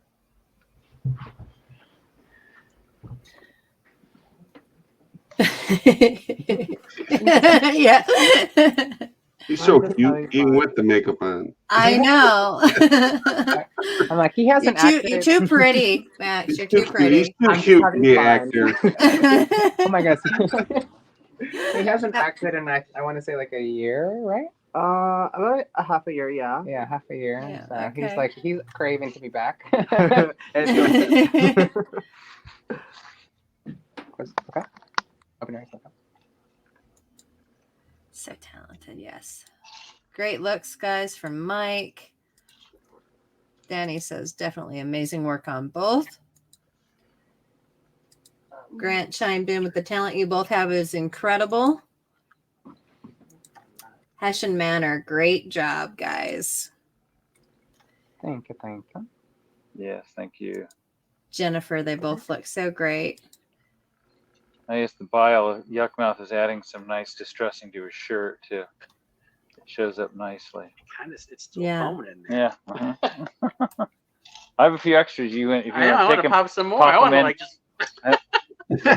chew them on the way home. Wow. I wonder if they can make some edibles like that. Steve says, seriously awesome hangout. Thanks to artists and models, and that they will share this with their haunt team. I'm ready for my close up. So good, David. Everybody's enjoying.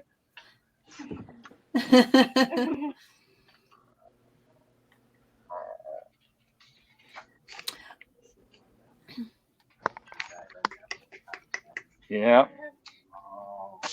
We debated about doing contact. Yeah. That's too gray.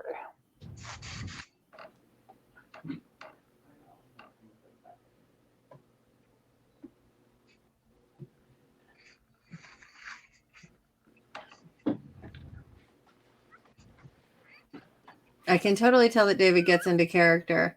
Oh yeah, And- David. and- Definitely yeah. loves to do it. What's your best evil leprechaun, Max? Sorry, what'd you say for Max? What's your best? Show me your best evil leprechaun. Oh, so good. So good. That was good. Awesome. Yes. Well done, sir. Well done.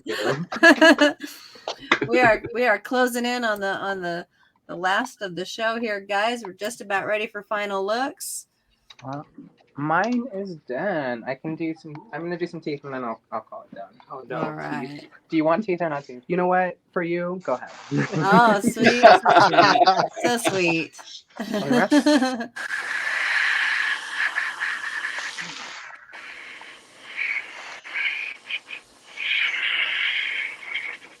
All right, keep it up.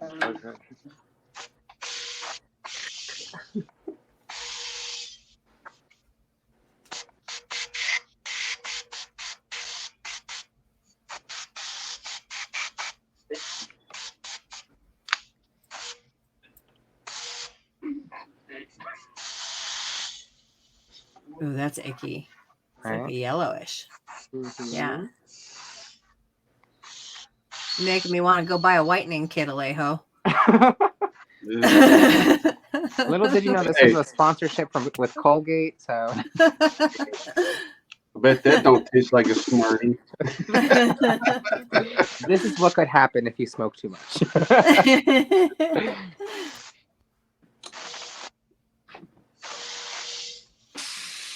That's a good question. And Mandy said, how sanitary is that?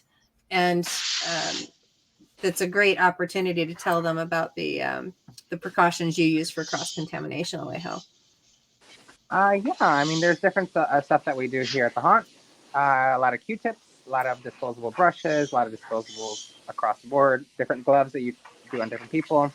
That's why we use a lot of airbrush a lot, so that we can try and not touch the skin as much, especially for like, that's why we use this style of teeth paint, because I put it onto a little palette or the side of my hand, so that I only put this paint on them and not put it back on someone else. So Right. Yeah. Excellent. Yes. Michael Jennifer says I'm getting Pirates of the Caribbean vibes. Yeah. Part of the crew, part of the ship. Yeah. Yeah. It works for Last of Us and for Pirates, for sure. Cool. Max is all done. I mean, you can keep going. Yeah, I mean, art is never complete, but this would be. Awesome. I would be happy with this for my. So good. So. I love how So, the so eyebrows good. like. Would you like to try for the gold? Yes. Thank you guys so much for having me. That's awesome. Thank you so much. Admire your ugliness. All right, we'll call you So done. good. So good. All right. And we're done over here as well. All right. Oh, yes. You look so pretty.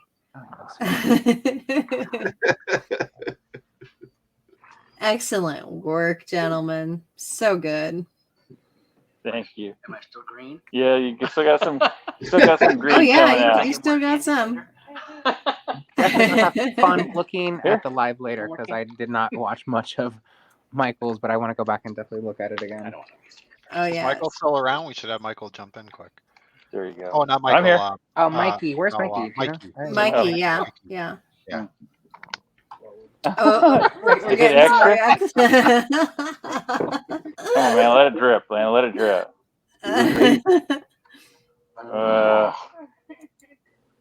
Oh, here we go.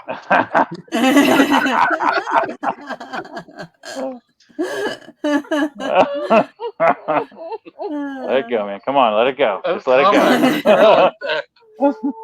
It's very thick this time. I feel more like Icky, Jabba. icky. David says he's feeling a little Jabba the Hutt-esque right now. Right, bringing Max back up. There he is. Yes.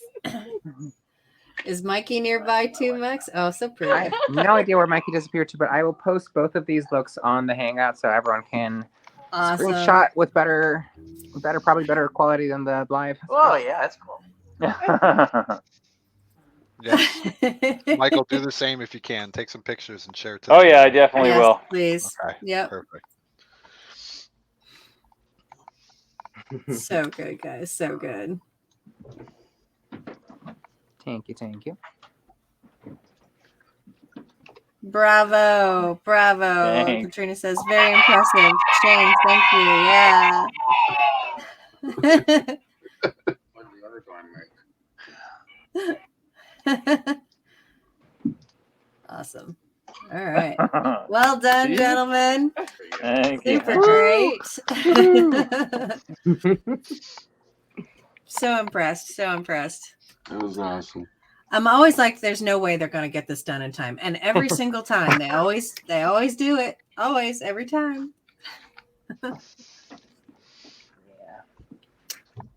Awesome job, guys. Thank you so Thank much you. for taking the time to come on tonight and share all your experience and answering all the questions that our guests had. I'm sure we answered a lot of them here live, but there's still probably some that we might have missed. So yeah, if you guys could go back, check on that a little bit. And then before I pass over to Pandora, if you guys win a prize tonight, be sure to share that on the Hangout to show love to our sponsors who are giving away these amazing prizes to you. So definitely make sure you take the time to do that. And so we have some prizes to give away. We sure do. And Michael and ALEJO, thank you both so much. Thank you for being here. Absolutely. Yeah. Thanks for having me. And thank you, members, for being here and watching the show tonight. We appreciate you so much as well. And a great big giant thanks to our sponsors for providing all these great prizes for us. And with that, well, actually, before we get to that, please contact me no later than Sunday. If you hear your name called for a prize tonight, we will try to go slow when we announce the name so that you don't miss it if we call you. Please contact me no later than Sunday. Don't panic if you don't hear from me before Monday. I will get back in there and I will make sure that I respond to you by Monday, but you have until Sunday evening to contact me via Messenger here on Facebook to claim your prize. Otherwise, we roll it over to another show or to the finale show and give it away on the next go round. So, all right, here we go. The Halloween Shirt Company. Free shirt goes to Tyler Everest Cherry Key. Unsub Masks, the free mask goes to Evan Webb. I know that horror. Atmos Effects, Hall of Haunts, free download goes to Alec Colson. Ned's LEDs, deluxe 12-volt sample pack, one of each color goes to Mandy Gibson. Monsters Alive, $25 off, goes to Molly Berry Redfern. Yeah.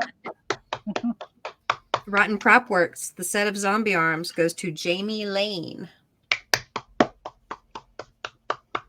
I have a whole bunch of them. Toxic Effects, Rotten Pumpkin #2 goes to Randy Scalos. Congratulations, Randy. Those pumpkins are cool. Fright Night Studios, thank you, Michael. Shrunken Pumpkin Absolutely. goes to Danny Patrick. Congratulations to Danny. And Cobwebs and Candlesticks, the Meg Tooth goes to Cameron Bennett. Woohoo! Hammer. Well done, Cameron. Nightmare Makers, One Unfinished Skull goes to Christopher Presley. Woo, woo, woo. Congrats, Christopher. Drop Dead Design Studios, 25% off goes to Cheryl Calendar. Woohoo! 916 Productions, $25 off goes to Shane Helmstetter. Congratulations, Shane. Froggy's Fog, Gallon of Bog Fog goes to Tori Lynn McCamey. Congratulations, Tori. I need a couple more then. Horror Ornaments, one free ornament goes to Brandon Easley. Congratulations, Brandon. And Fright Props, $50 off, Ethan King. Congrats, Ethan. Congrats. Scare It Badges, $50 in free badges goes to Hugh Flesher. Congratulations, Hugh. Crazy man. Haha. Only when Haunted, he's drunk. Haunted Hills Productions, the Necro Nurse Mask goes to Katrina Manis. Congrats, Katrina. And the Monster Misfits, one bottle of Monster Blood goes to Evan Webb. Congratulations. Evan, double winner tonight. Woohoo! Woohoo! Woohoo! Double winner.